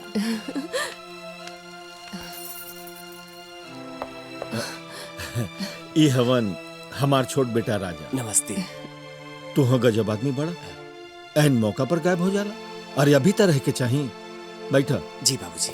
चाहती ना बाबूजी, अब देखी ना भगवान की कृपा से इतना बढ़िया पढ़ल लिखल लड़का मिलल बा, सरकारी नौकरी भी करता, और ओही में सबसे बढ़िया बात तो ई बा कि दहेज को कोनो डिमांड भी नहीं खे। बेटी तो सब तोहार कृपा बा। अरे ना बाबूजी, ऐसन मत कही। अब मुंह लटका के काहे बैठल बाड़ा? जल्दी से मोहन के चिट्ठी लिखा कि पायल की शादी रह हो गई, सब काम धाम छोड़ के चलावस। हाँ।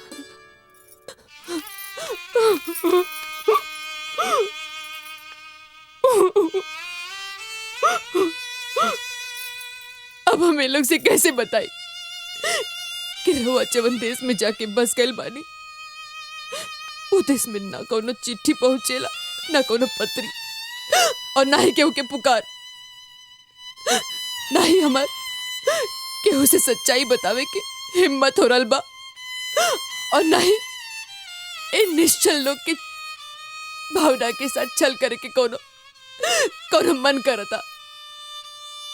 अब रउवे बताई हम का करी? अब रहुए हमके रास्ता दिखाई, हमके भंवर से निकाली। भाभी,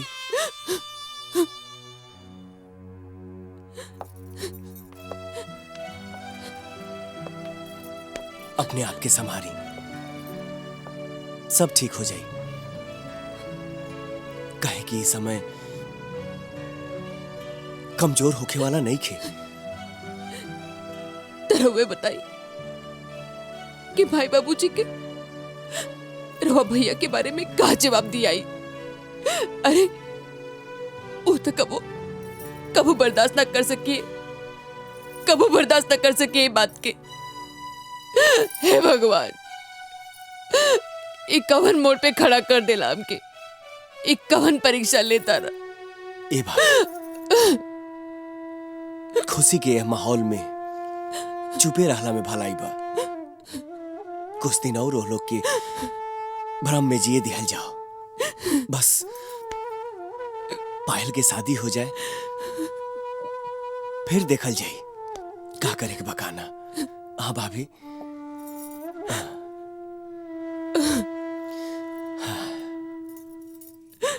बाबूजी, बाबूजी, इली अरे रोज रोज कब चल जालू, अब कोनो फायदा नहीं के, कोनो फायदा नहीं के।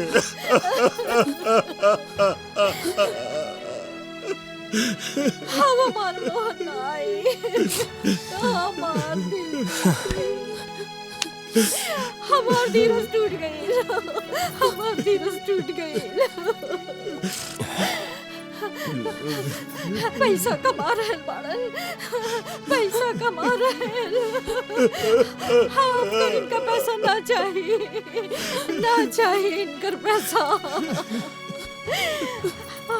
हमने के बेटा चाहिए, हमने के बेटा चाहिए। अरे ऐसा पैसा कौन काम के जो उसके घर से रिश्ता तोड़ दे। रब्बा, हमने के ऐसा पैसा ना चाहिए, ना चाहिए। राजा, राजा बेटा, तू इतना पैसा कमाई है कि हमरा के इनकर से मांगे की जरूरत ना पड़े बेटा। मोहन, ए माई, अरे ते चिंता मत कर रही, हम बहुत मेहनत करब, बहुत पैसा कमाए, भैया से भेजा दे। ते दुखी मत हो माई, मत रो माई।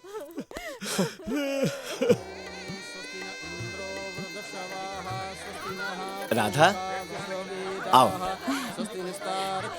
बाबूजी, ए बाबूजी, यही राधा। खुश रह, खुश रह, खुश रह। ये हमार माई ही है, और यहाँ के हमारे गांव के मास्टर आइन गंगा जी। आवा, आवा लोग आवा।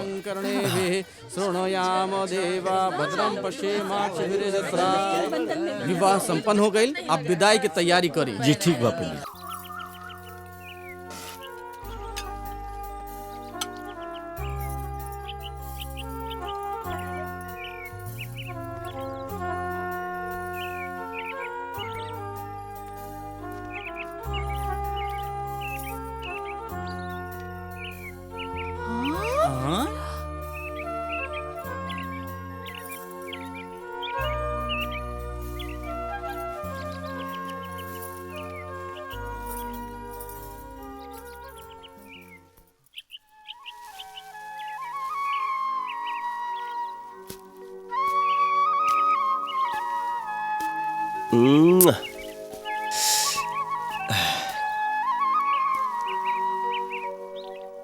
हे भगवान, हमरा मेहनत के फल मिल गई। आज हमरा खेत की हरियाली देख के दिल खुश हो जाता। अरे ए मर्दे, ई रजवा कहाँ बा हो? दिखाई दे नहीं के आजकल तक। हाँ भाई, रजवा तक कमाल कर दे। का कमाल? रात में नौकरी करता और दिन में खेती। मेहनत ऐसन कैले बा कि जमीनियों से सोना उगले लागल। हाँ हो, मेहनत इहे कहाला। बतावा। आदमी चाहे तो पत्थर से भी पानी निकाल सकला। जॉब से वो मास्टराइन घर में किराएदार बन के आयल बाड़ी ना, तब से तो वो लोग के दिने बदल गइल। सही बात बा भैया। ई मेहररुअन का जोन पगफेरा होला ना, केहू केहू खातिर बड़ा शुभ होला।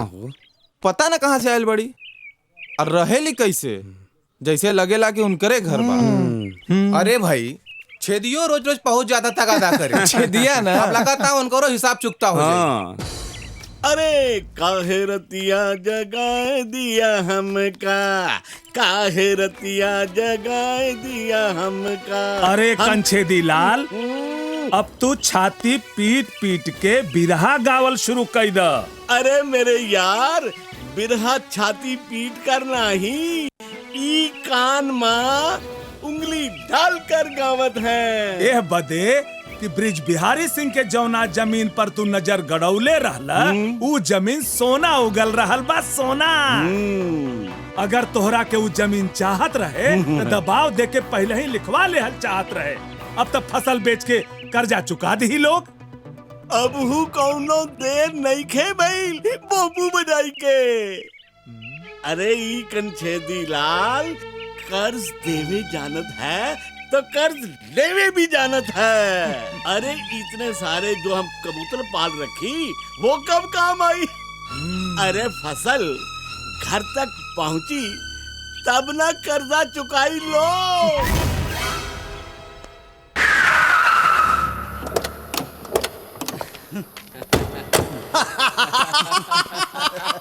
हाय हाय, रजवा सरऊ के ढेर बड़ा आदमी बने के शौक रहा।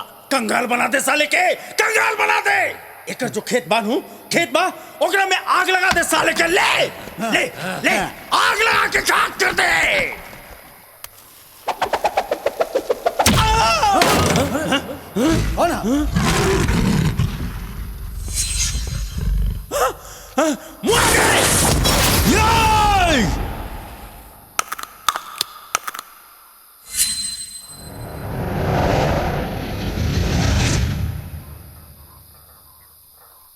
दिखताले जा।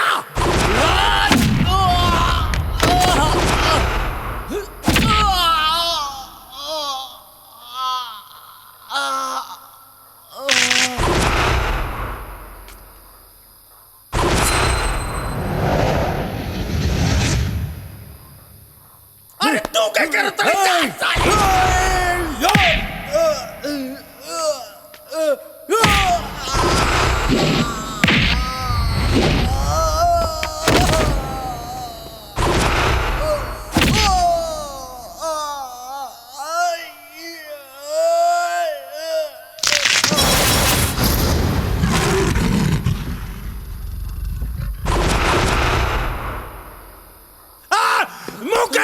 जाके काट के फेंक दे।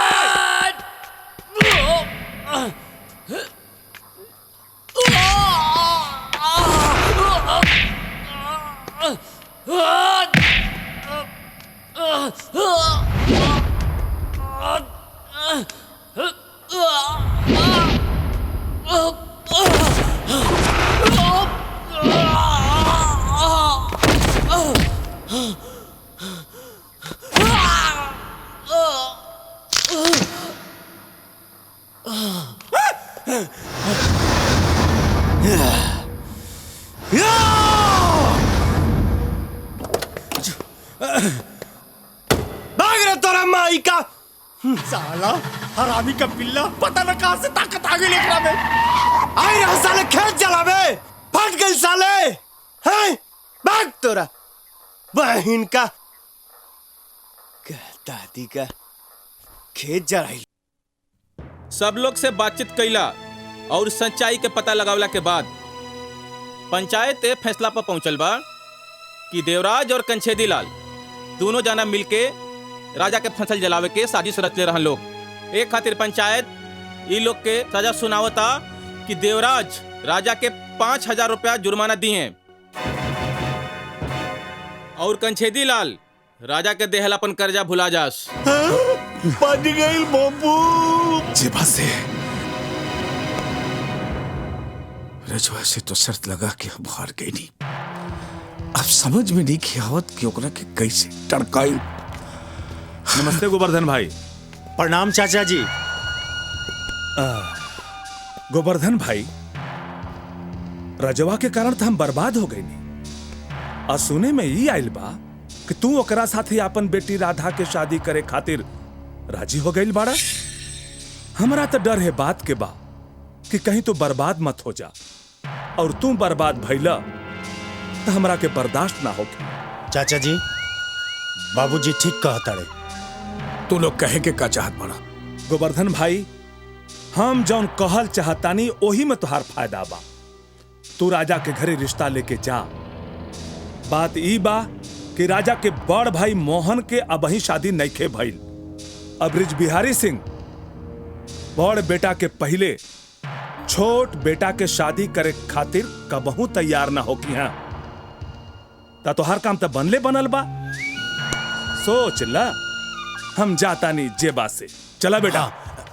प्रणाम चाचा जी। मालिक, हम एक घर के नमक खैले बानी।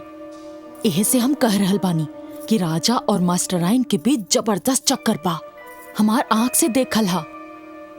विश्वास ना होखे तो मुंशी जी से भी पूछ ले ही। ये हवा और तू का बाबूजी के उल्टा सुल्टा सिखावत बाड़ू? बाबूजी, ऐसन कोनो बात नहीं खे। रउआ अपन बेटी पे विश्वास रखी है। आदमी केहू से ना हरेल है बेटी, बाकी अपने औलाद से हार जाला। देखा बेटी, तोहरे खुशी में हमार खुशी बा। काले हम तो रिश्ता लेके राजा के यहाँ जा रहल बानी। आखिरी बार सोच ला बेटी, बाद में तोहरा पछतावे के ना पड़े। बाबूजी, हम सब सोच ले बानी। रउआ राजा के बारे में निश्चिंत रही। ठीक बा। प्रणाम ब्रिज बिहारी जी। आई आई आई। अरे प्रणाम प्रणाम प्रणाम। खुश रहा, खुश रहा। बैठिए। राजा बाबू, इले।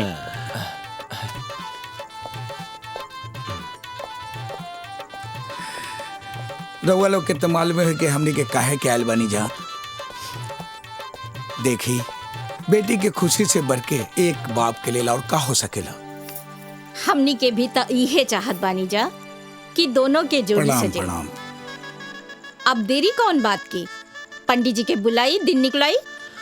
देखिए गोवर्धन बाबू, हमनी के गरीब जरूर हैं जा, बाकी रीति रिवाज संस्कार परंपरा के तो ना नु तोड़ सकिले।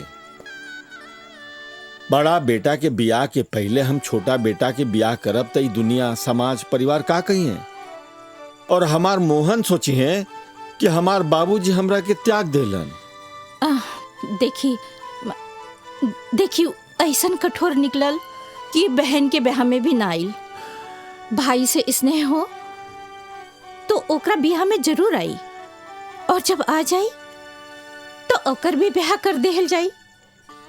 बस ओकरा के बुलाए के एक ही उपाय बा, राजा के शादी। यहाँ के ठीक कह रहल बनी। कोनो बात नहीं के 15 दिन बाद के मुहूर्त निकलल जाए का राजा? अच्छा तो हमरा के इजाजत जी। ठीक बा। प्रणाम। अच्छा राजा, गाड़ी तक छोड़ावा। जी बाबूजी। नमस्ते। अच्छा चला तनी। गंगा, हम तोहरा से विनती करत बानी, हमरा बेटा मोहन के हमरा तरफ से एगो चिट्ठी लिखा। तू तो औरत हो, एक माई के दिल की बात जरूर समझबू। लिखा, बेटा हमरा से कोनो गलती भइल होके तो हम तोहरा से हाथ जोड़ के माफी मांगत बानी। घरे चलाओ, तारा बिना सब सुना बा। बाप महतारी खातिर बेटन से बड़ कोनो राजपाट ना होके।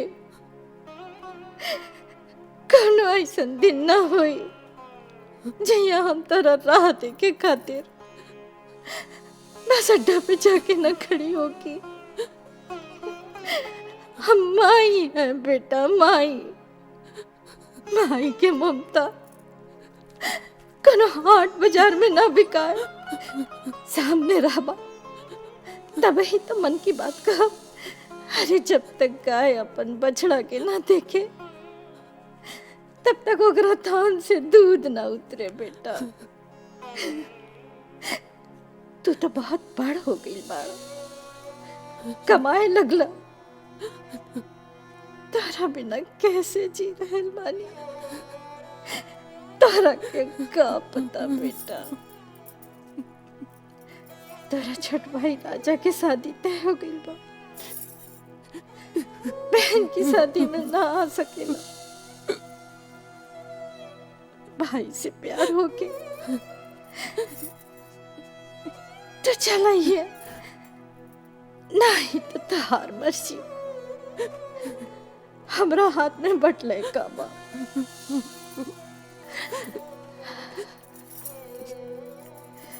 आगे बचुआ भगवान जाने। हाँ माई, लिख देनी। डॉक्टर साहब, का भइल इनका? एक्चुअली घबराने की कोई बात नहीं है, इन्हें आराम की जरूरत है। ये माँ बनने वाली हैं।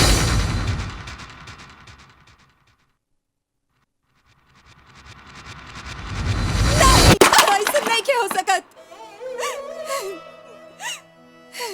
देखा बेटी, कान से सुनल झूठ हो सकेला, आंख से देखल झूठ कबू ना होके। और हम हो सब कुछ जानीला, देखले भी बानी, अकान से सुन लहू बानी, और सारा गांव के मालूम बा राजवा और मास्टरनी के का चक्कर बा। तनी सोच बेटी, अगर ऐसन बात नहीं खे तय कुंवारी लड़की के पेट में बच्चा कहां से आ गई? देख बेटी, फिर भी तोहरा विश्वास नहीं खे त गवाह बा ई मुंशी जी और फुलमतिया, पूछ ले। हाँ बेटी, हाँ। बाबूजी, सच्चाई के गहराई में जाए बिना कोनो फैसला ना करे की चाहिए।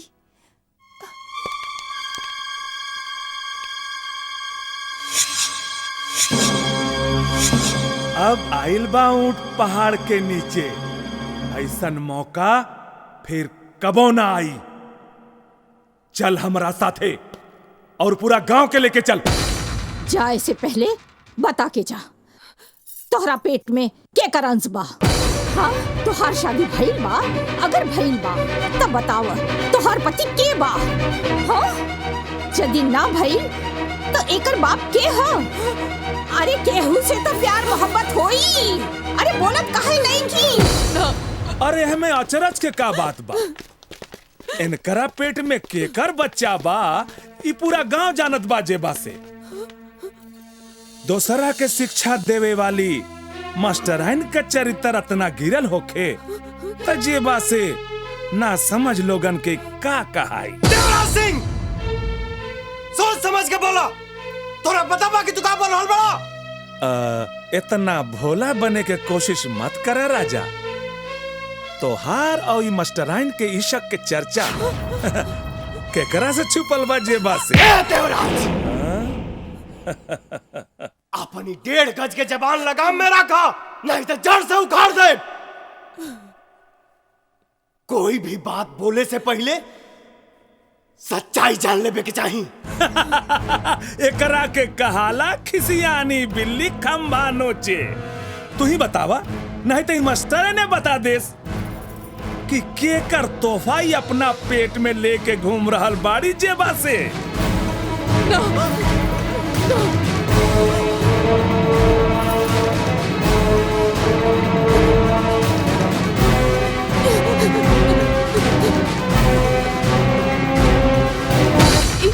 ये हमारे पति के बच्चा। आई देखा, जुबान खुलबो कइल तसली बातें ना निकला। पति के हक कह देला से काम ना चली। पूरा गांव के सामने कबूलो कि केकर पाप है जेबा से, नहीं तो ये गांव में ना रह पैबू। ई पति के ह त उनकरा कौनो नाम तो होई।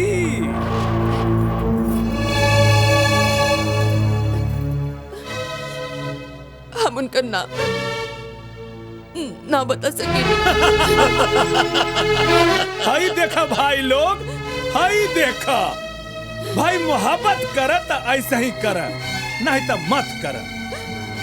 अपने आशिक के नाम नहीं खे ले सकल तो निकल करा के यहाँ से और एक सामान। पेटी के क्यों हाथ ना लगाई? काहे भाई, का बाय करा में प्रेम पत्र साथे खिंचावल फोटो कि तू लोगन के कच्चा चिट्ठा। बस कह देनी तो कह देनी, एक पेटी के जे हाथ लगाई उनका खोपड़ी खोल दे। अरे काहे न खोले देबा? मुंशी जी खोल दो पेटी। ठहरा लोग, हम खोला पेटी। नहीं, हमें पेटी क्यों के ना खोले दे, ना खोले दे। राजा, इस सब लोग के सामने तू अपना आप के इनकर आगे काहे बेइज्जत करा रहा बड़ा? पेटी खोले दा, सच के सामना हो जाए दा। आज ही में और ये सब बात खत्म हो जाए। हमें पेटी क्यों के ना खोले दे? ठहरा, पेटी हम खोलता नहीं। बाबूजी, बाबूजी ना, बाबूजी मत खोल ना, बाबूजी ना, बाबूजी।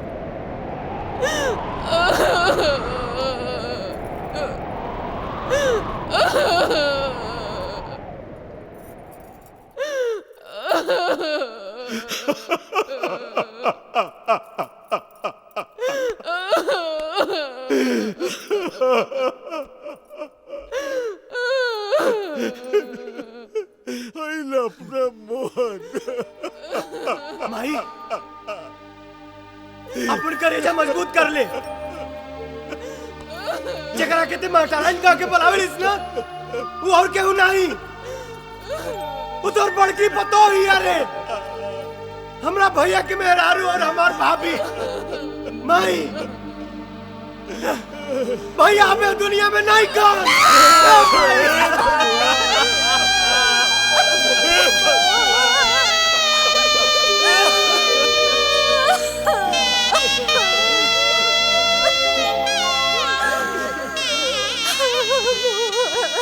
अरे अभी और कुछ सुना के बाकी बा? ये हमार भाभी आई और भाभी माई समान होले। अरे इधर भैया के मरला की खबर सुनावे आई नहीं, और ऐसा दर्दनाक खबर है बूढ़ बाप बूढ़ माई के कैसे सुनावस? हमार भौजी निर्दोष बिया, हमार भौजी निर्दोष बिया रे। अरे अरे तू तो हमारे से प्यार करे रहू, फिर भी सब कहलू। राजा, हमरा के माफ कर दे राजा, थोड़ी देर खातिर हमार विश्वास डगमगा गल रहे। माफ कर दे।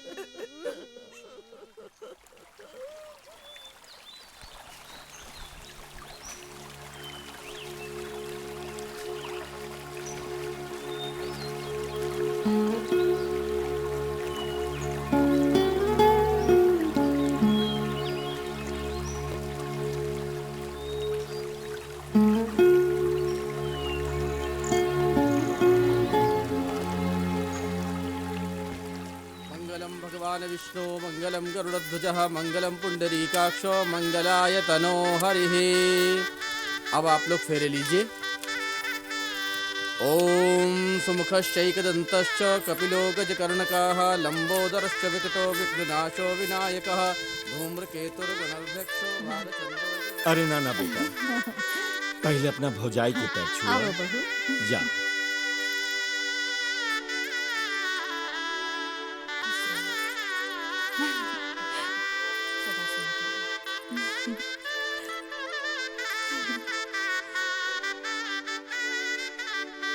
यह बा हमार समाज में देवर भाभी के पवित्र रिश्ता।